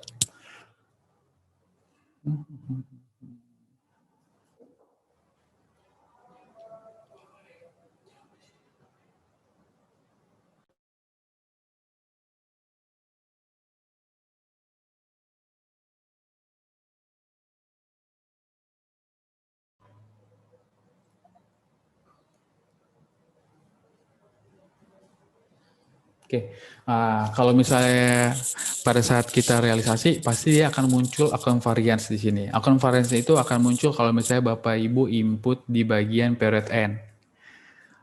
Oke, nah Bapak Ibu kalau misalnya input di period end, nah alokasinya yang tadi selisih antara standard cost dan juga actual cost dia akan muncul di bagian laba rugi.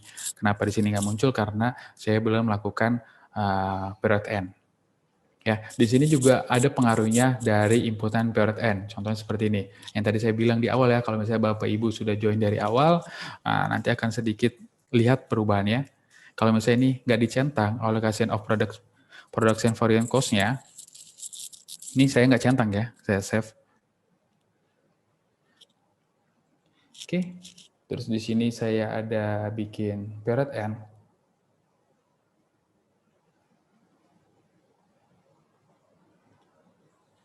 Pilih bulan. Oke, sini bulan Juni, ini saya save. Ya, period end and process is done before anyone and the process can. Oke, ini di continue aja karena sekarang baru tanggal 11 ya. Ini saya seolah-olah sudah akhir bulan, ini saya continue aja, nggak ada masalah. Dan di sini di bagian report list-nya dia akan muncul seperti ini. Nah, dia akan muncul varian 170.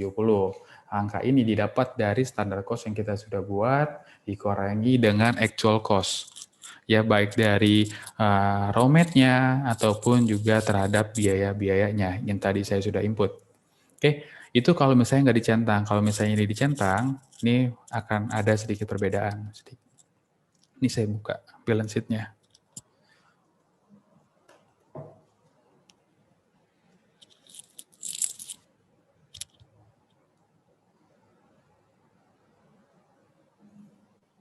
Oke, di sini nggak ada perubahan ya dari sisi barang angkanya.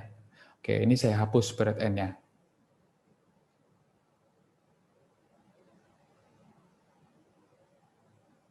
Oke, ini di report balance sheet-nya saya refresh dan dia masih agak muncul persediaan proses manufaktur, ini ditampung, nanti nilai ini akan hilang pada saat kita proses akhir bulan dan dia masuknya ke bagian profit and loss di sisi variance. Karena tadi saya proses period end-nya saya hapus, ini saya refresh, masih 0. Oke, sekarang kita masuk ke preference. Ya. Kalau misalnya ini dicentang, yang tadi saya bilang ya, jadi variasinya itu tidak akan muncul di laba rugi, tapi nilai variasi itu akan otomatis masuk ke nilai persediaan. Seperti ini.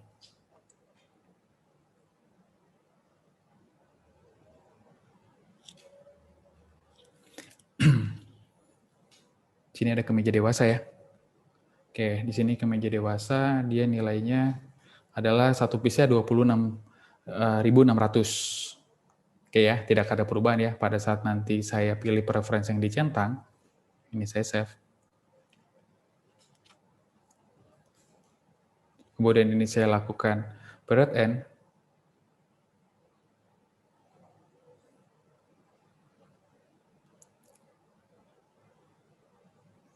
Oke, ini saya belum refresh ya. Oke, ini awalnya kan sudah kosong karena tadi saya hapus. Ini saya refresh, maka di profit and loss dia nggak akan muncul angkanya. Kalau misalnya Bapak Ibu pilih settingan yang ada di sini, allocation of production-nya kalau misalnya Bapak Ibu centang. Sehingga pengaruhnya itu ada di sisi balance sheet. Ini saya refresh, angkanya tadi 170 masih ditampung di persediaan dalam proses manufaktur. Nah, dia akan menambahkan otomatis nilai dari persediaan barang jadi. Ya, dan di sini itemnya yang awalnya 20.600, ini saya close, saya refresh. Oke, di sini kemeja dewasa warna hitam, sini saya lihat balance-nya, dan dia otomatis akan menambahkan nilai dari barang jadi tersebut, yaitu 22.300, yang dimana awalnya itu 20.600. Oke, kalau misalnya itu nggak ada pengaruh, ini saya close lagi. Oke, ini saya save ya, contoh. Ya, ini saya close, ini period-nya juga saya batalin. Oke, ini saya batalin semuanya ya. Oke, dan di sini pun dia, sorry.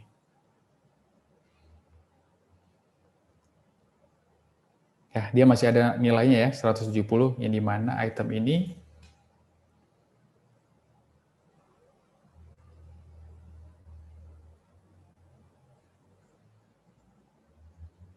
HPP-nya 20.600, sehingga pada saat kita jual, contohnya seperti ini.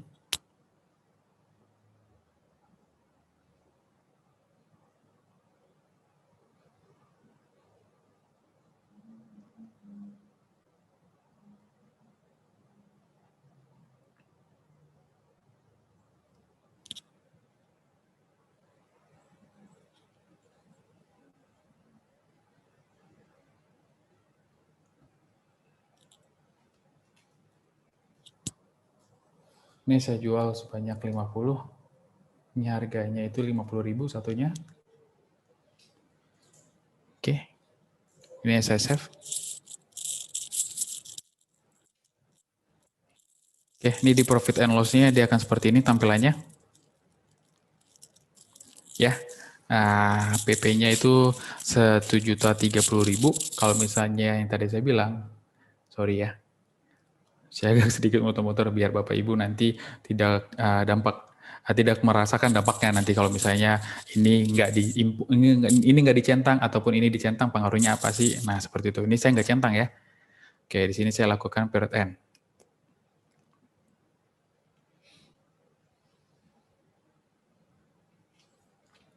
Oke, saya bikin lakukan period end. Secara balance sheet yang awalnya di sini 170, dia akan hilang. Nah, 170-nya itu akan masuk ke bagian profit and loss. Dan di sini akan muncul satu akun namanya variance. Nah, seperti ini.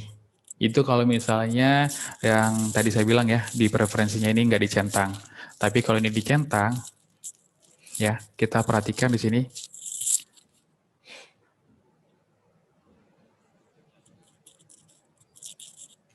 Awalnya sini BPP-nya 1.030 ya, dan sini nanti akan berubah secara otomatis.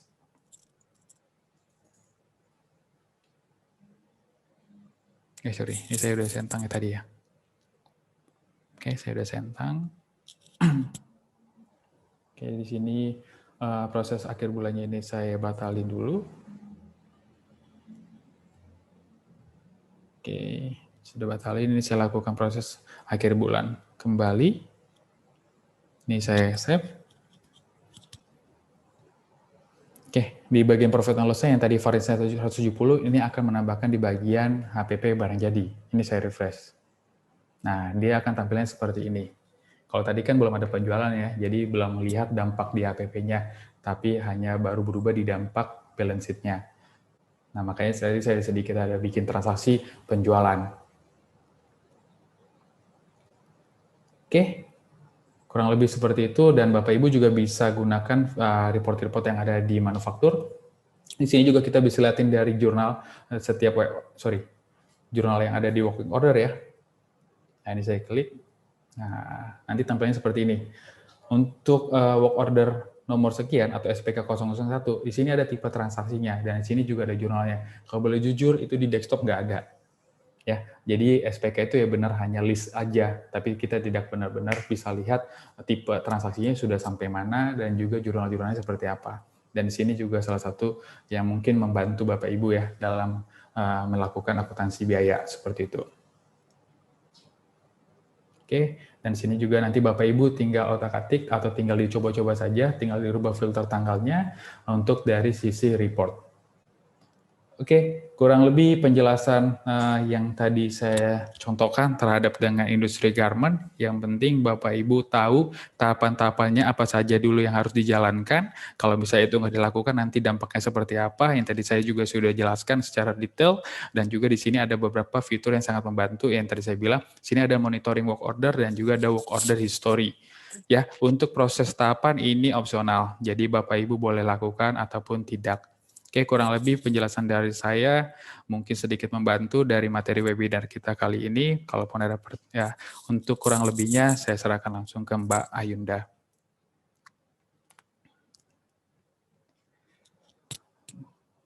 Oke, halo Mbak, kayaknya ke-mute Mbak. Sorry. Aduh.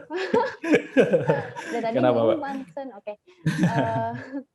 Tadi sih kurang lebihnya aku lihat tuh penjelasannya udah detail banget, udah lengkap banget. Nah, sekarang lanjut ke sesi tanya jawab kali ya Pak. Nah, tanya jawab ya. Ya siap sih.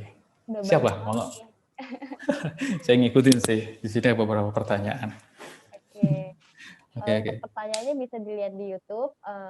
Aku pilih dari pertanyaan pertama ini dari Ibu Anggra ini, yaitu jika hasil jadi secara parsial semisal 50%. Bagaimana pengakuan beban-beban yang sudah diproses di material rilis sebelum 100%? Itu, coba, ulangi lagi. Oke, baik. Jika hasil secara parsial semisal 50%, bagaimana pengakuan beban-beban yang sudah diproses di material rilis sebelum 100%? Itu nggak ada masalah sih sebenarnya. Jadi ini pengertiannya barang jadinya itu baru jadi 50% gitu ya. Tapi material rilisnya itu sudah dilakukan 100% ya. Ya, itu nggak ada masalah sebenarnya. Nanti sisanya itu kan nilainya ada, nanti pengaruhnya paling ada di akun persediaan dalam proses manufaktur, di mana nanti ngelinknya di ending ke varian seperti itu. Ya, cuman kalau boleh sedikit saran kepada Bapak Ibu nih, kadang kan mereka user ya. Nah, mereka pada saat kita ambil bahan bakunya nih, sudah ditaruh mesin, itu dianggap sudah dipakai. Ya, kalau bisa sebenarnya itu dilakukan benar-benar yang sudah dijalankan gitu. Jadi kalau emang ternyata bahan bakunya ini baru dipakai 50%, karena tadi apa? Karena proses barang jadinya baru 50%. Kan agak sedikit nggak nyambung ya, kalau misalnya dipakai 100% bahan bakunya, tapi barang jadinya baru jadi 50%. Mungkin ada beberapa sebab juga, mungkin karena macet di mesin, ataupun memang belum dijalankan, itu bisa pengaruh. Cuman kalau boleh sedikit saran, inputannya benar-benar yang dilakukan sesuai dengan actualnya. Gitu. Kenapa? Karena nanti pengaruhnya kalau misalnya gini, proses pemakaian bahan bakunya itu dilakukan di tanggal 29 bulan Juni. Ternyata finishingnya itu di bulan Juli. Nanti itu akan pengaruh ke variansnya seperti itu. Ya, karena pengakuannya sudah diakuin 100% di bahan bakunya, tapi finishingnya baru 50%. Gitu. Oke, kurang lebih apa jawaban dari saya. Semoga dapat membantu dari pertanyaan Ibu. Siapa tadi saya lupa ya. Ibu Anggraini, semoga Ibu bisa Anggraini, terjawab ya Bu Ya. untuk pertanyaannya. Lanjut kita ke pertanyaan Bapak Reynara, yaitu Pak, bagaimana pembuatan bill of materialnya jika ada bahan baku yang nilai pemakaiannya tidak tetap dalam tiap produksi, walaupun output produksinya tetap?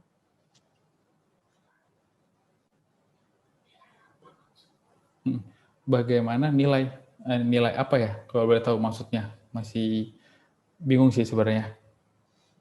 Nilai aku ulang lagi ya pertanyaannya. Boleh. Mungkin kurang jelas ya. Oke. Bagaimana pembuatan bill of materialnya jika ada bahan baku yang nilai pemakaiannya tidak tetap dalam tiap produksi, walaupun output produksinya tetap?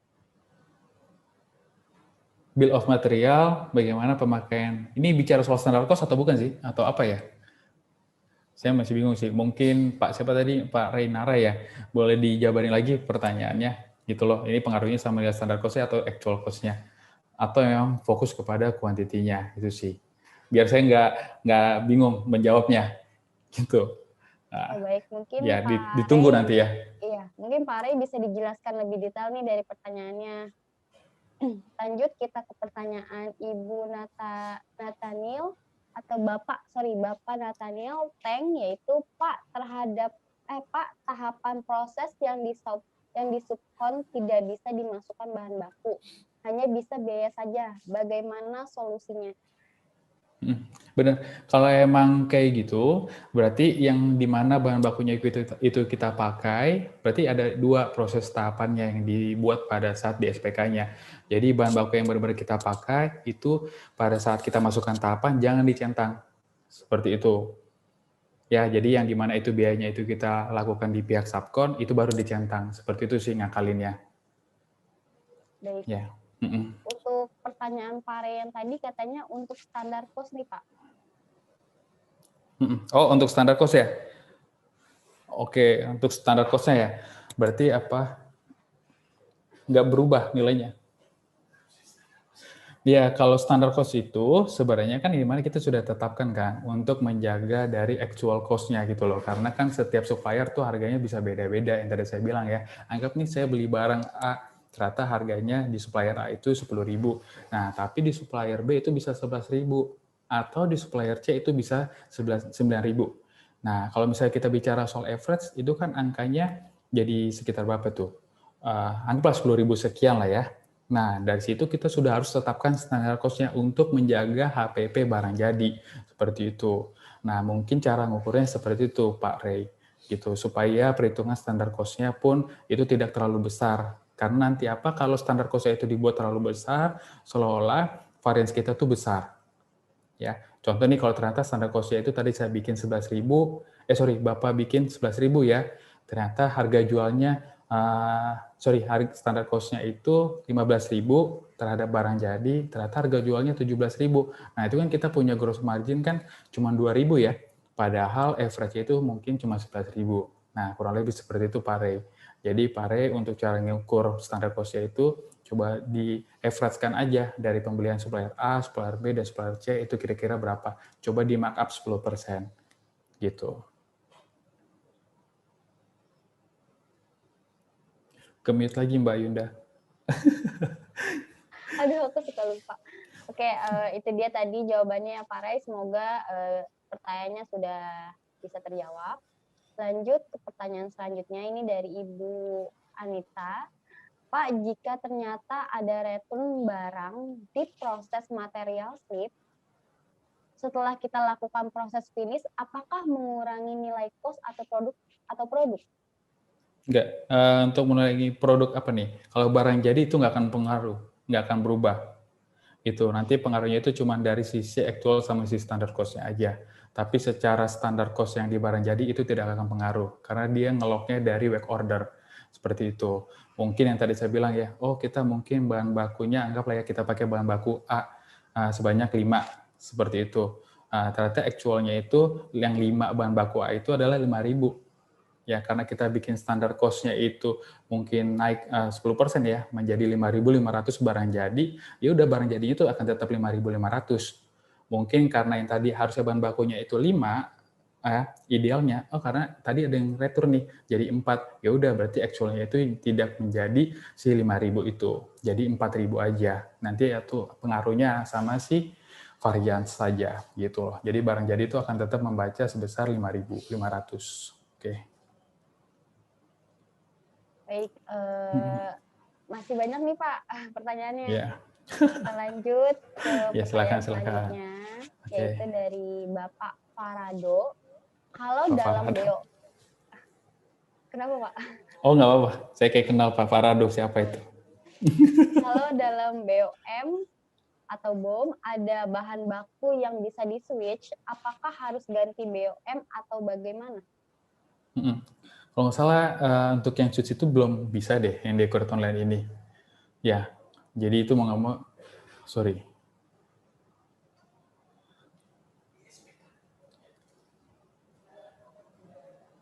Sebentar ya. Saya lupa di SPK-nya.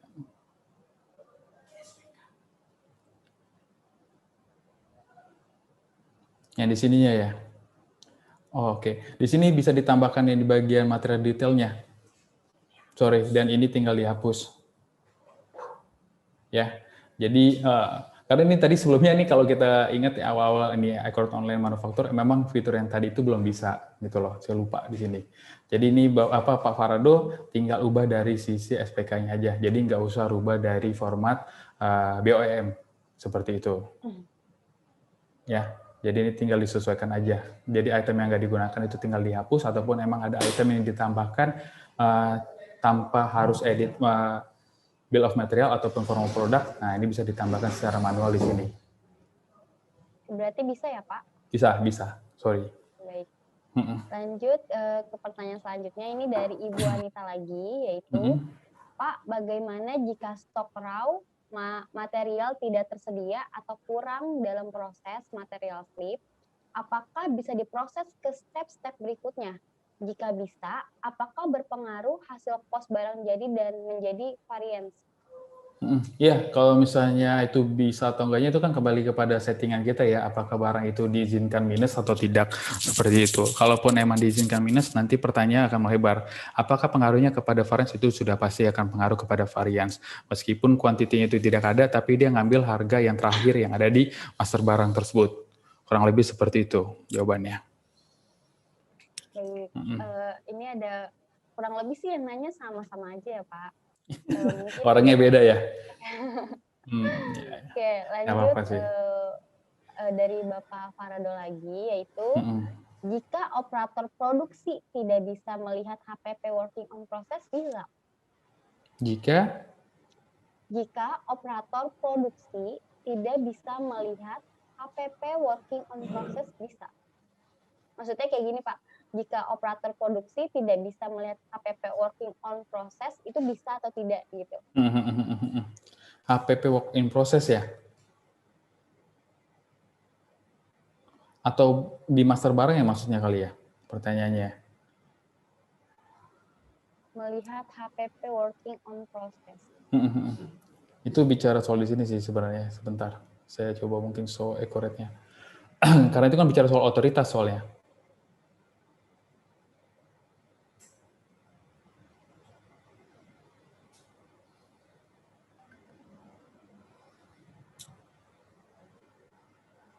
HPP apa? HPP, sorry, bentar. HPP working on process. Oh, working process itu yang ada di neraca bukan Pak? Boleh deh.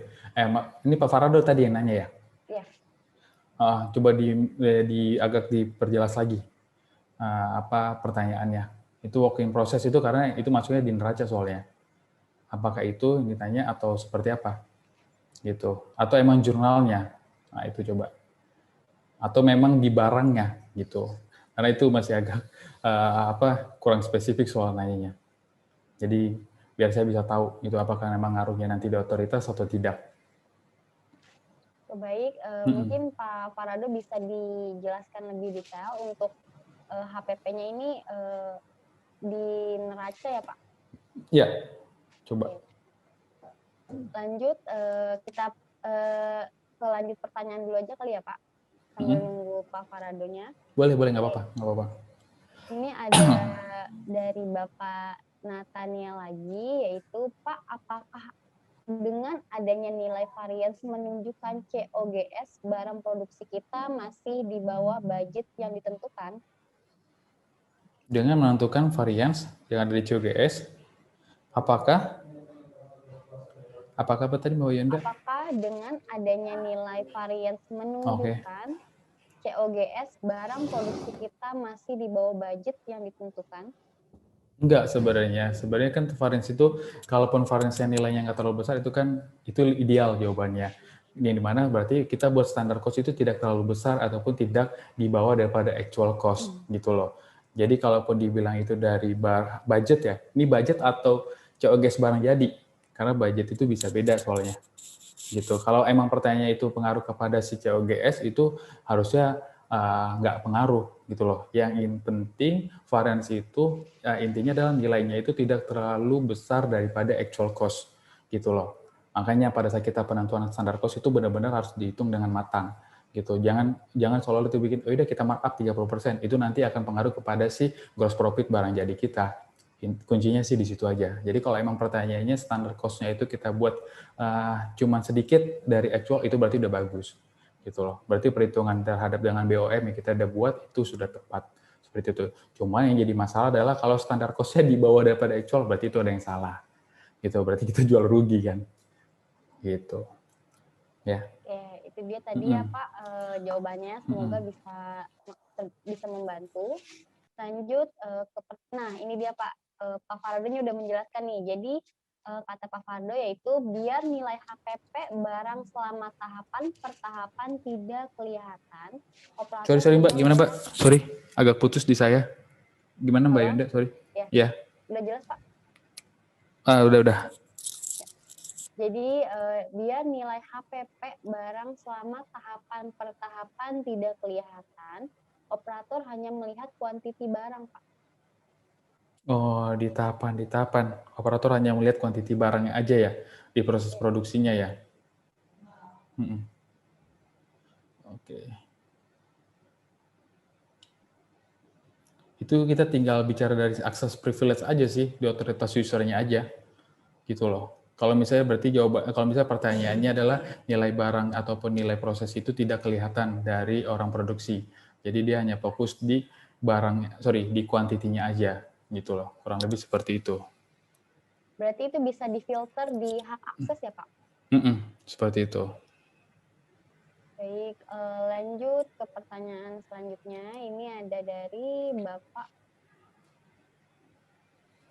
oke, dari Bapak Subur, yaitu untuk proses produksi di subkon, apakah bisa input sama subkonnya? Bisa input sama subkonnya? Karena di kita lebih banyak proses produksi di subkon daripada di internal.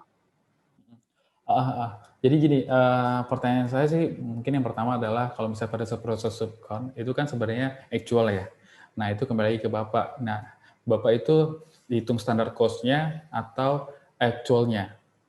Sorry, hitung standar cost-nya bisa atau tidak. Kalau emang tidak bisa hitung standar cost-nya, ini mana pengertiannya, oh iya, saya ke subkon itu bayar 500.000, ini mana 500.000 itu langsung masuk kepada nilai HPP. Nah, kalau seperti itu nanti inputnya bukan di proses manufaktur. Kalau saran saya, itu inputannya di luar daripada proses manufaktur. Jadi inputnya di proses pekerjaan pesanan, atau biasa yang kita kenal itu namanya job costing. Gitu.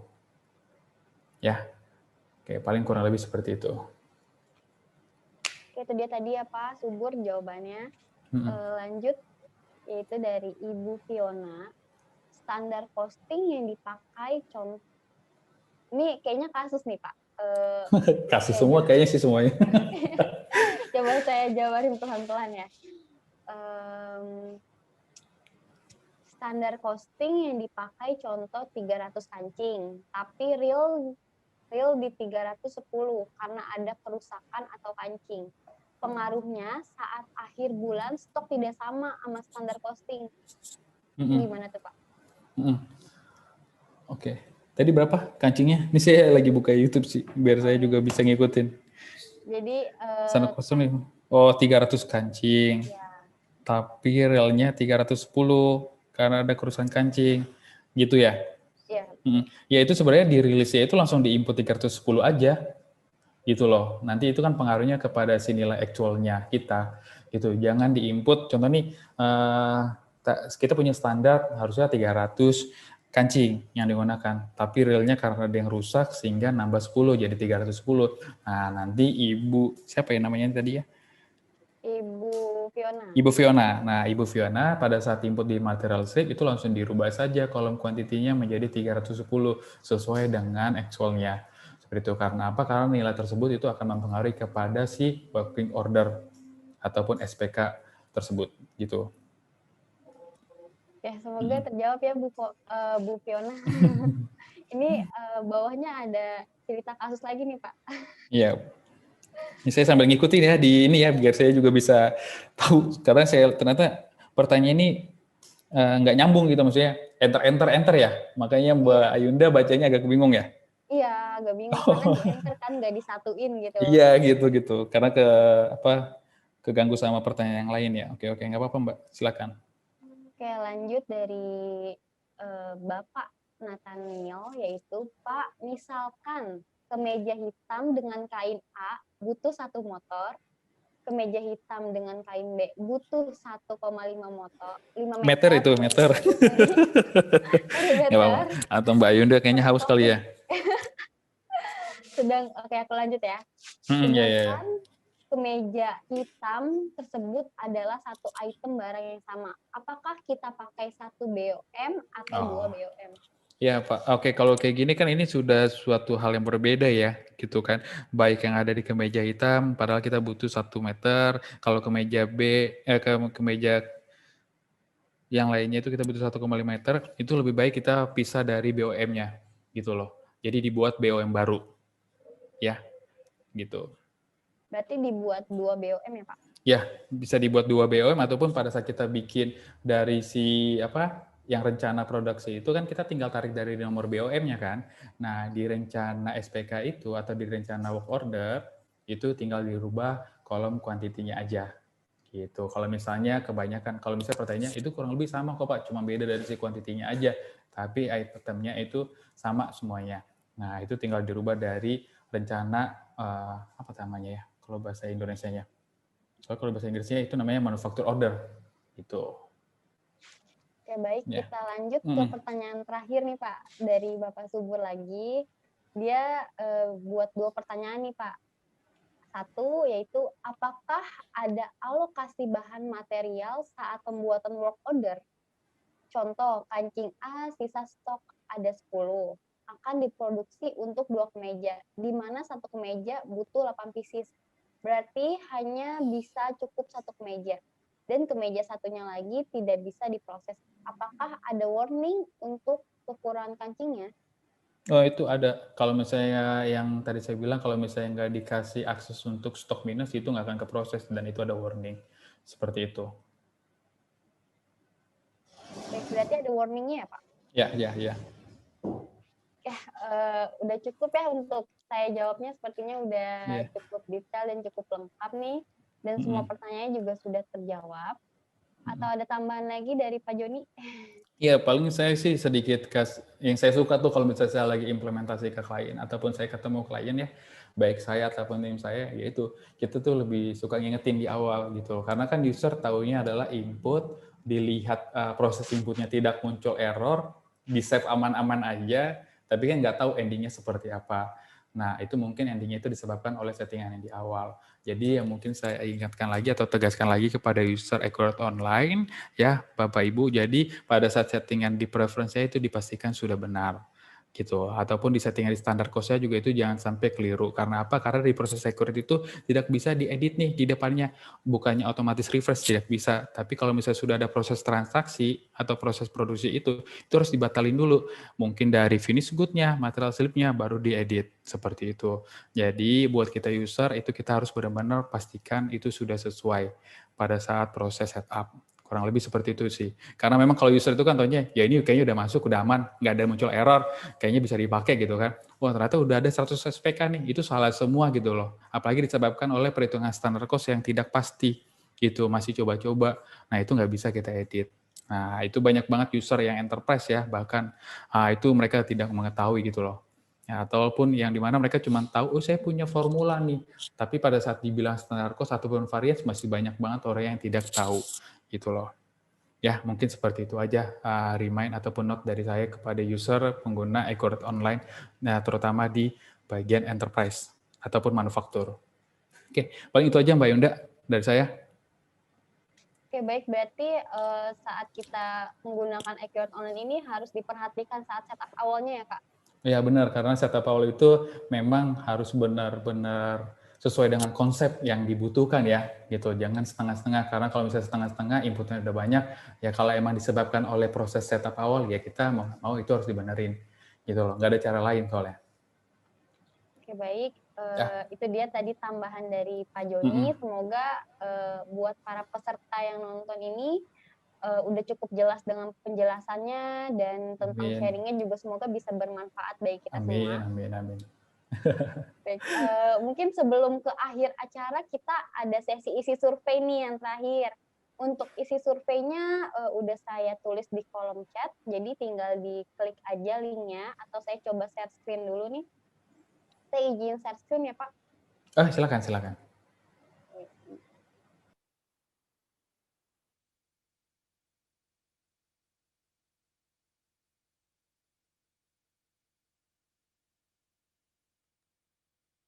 Oke. Udah muncul Pak? Ya, udah muncul, Mbak Yanda. Oke, ini dia isi survei kita yang terakhir. Jadi dari event hari pertama sampai hari terakhir ini kita selalu isi survei untuk memastikan materinya menarik atau tidak, pembawaannya seperti apa. Jadi untuk survei ini tiap hari kita ada ini nih Pak, ada peserta yang menang nih atau yang beruntung nih kita pilih. Wih, mantap. Jadi setiap hari kita pilih 5 peserta yang beruntung bakal mendapatkan merchandise eksklusif dari Accurate. Waduh. Namun memang untuk pengumumannya baru diumumkan hari ini atau besok. Jadi untuk 1 hari kemarin tuh hari pertama belum ada pengumuman, jadi ditunggu hari ini atau besok. Nah, jadi buat para peserta yang masih stay atau yang masih join, coba diisi dulu surveinya, biar kita juga makin semangat nih sharingnya. Iya benar-benar, ayo isi aja surveinya. Itu kan nggak mungkin makan waktu ya isi survei ya, paling 1-2 menit. Dapat hadiah eksklusif, nggak dibocorin deh hadiahnya apa ya? Merchandise aja sih, dalamnya ya kalau rahasia gitu. Kalau dikasih tahu bukan eksklusif ya Mbak Yunda ya? Iya, betul. Biar penasaran, ya kan? Wah, ya biasa sih kalau kita ikut event dari JPS, dari pusat tuh hadiahnya sih bagus-bagus. Gitu ya, Pak? Iya. Oke, mungkin itu saja dari saya. Sekali lagi saya ucapkan terima kasih Pak Joni untuk sharingnya. Ya, sama-sama Mbak Yunda. Udah mau jawab pertanyaan yang banyak juga. Nggak pusing kan ya, Pak? Enggak, udah biasa kayak gini-gini soalnya. Harusnya Seru tadi soalnya malah. harusnya tadi ada pertanyaan yang lebih susah lagi nih biar Pak Joni pusing. Oh gitu, itu saya bisa masih terima by chat sih sebenarnya. Oh Gitu gitu. loh. Iya, kalau misalnya masih ada pertanyaan yang agak panjang gitu. Oke, berarti kalau misalkan ada yang mau tanya lagi bisa langsung ke Pak Joni nih? Bisa banget. Saya Lewat pasti mana nih, bantu. Pak? Mungkin saya gantian slide, boleh? Nanti digantiin slide lagi. Ya boleh. Sebentar Boleh ya, ya. kita tunggu sampai 5 menit dulu nih. Oh ya, silakan monggo. Ayo para peserta isi surveinya sebentar kok, nggak nyampe 2 Iya. menit. Ayo, isi yuk. Ayo kita isi survei. Nyanyi. Nggak apa-apa, Juga Mbak. kali ya, oke. Iya. Mungkin kalau nggak bisa lihat di slide, bisa lihat di kolom chat ya, udah aku catat. Mungkin sekarang share screen selanjutnya dari Pak Joni. Ya, saya sebentar aja. Ya. Ya, paling 1 menit. Oke, boleh. Nah, oke sebentar.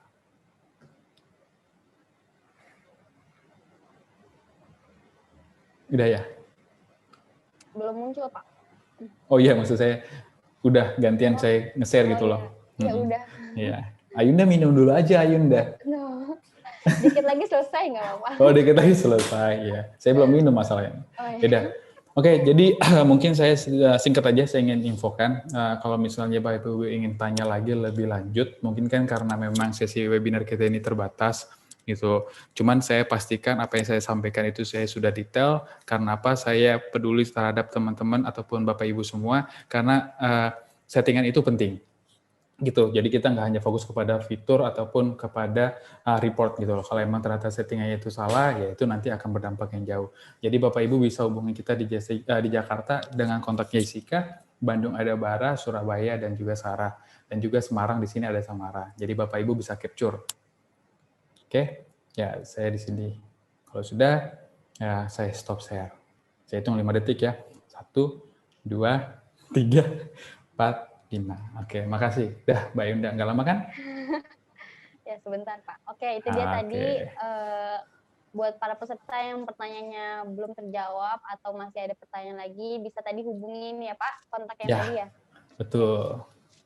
Oke, mungkin itu saja dari saya. Terima kasih untuk para peserta yang hadir, terima kasih Pak Joni untuk sharingnya, dan terima kasih untuk Pak Aji untuk sharingnya juga.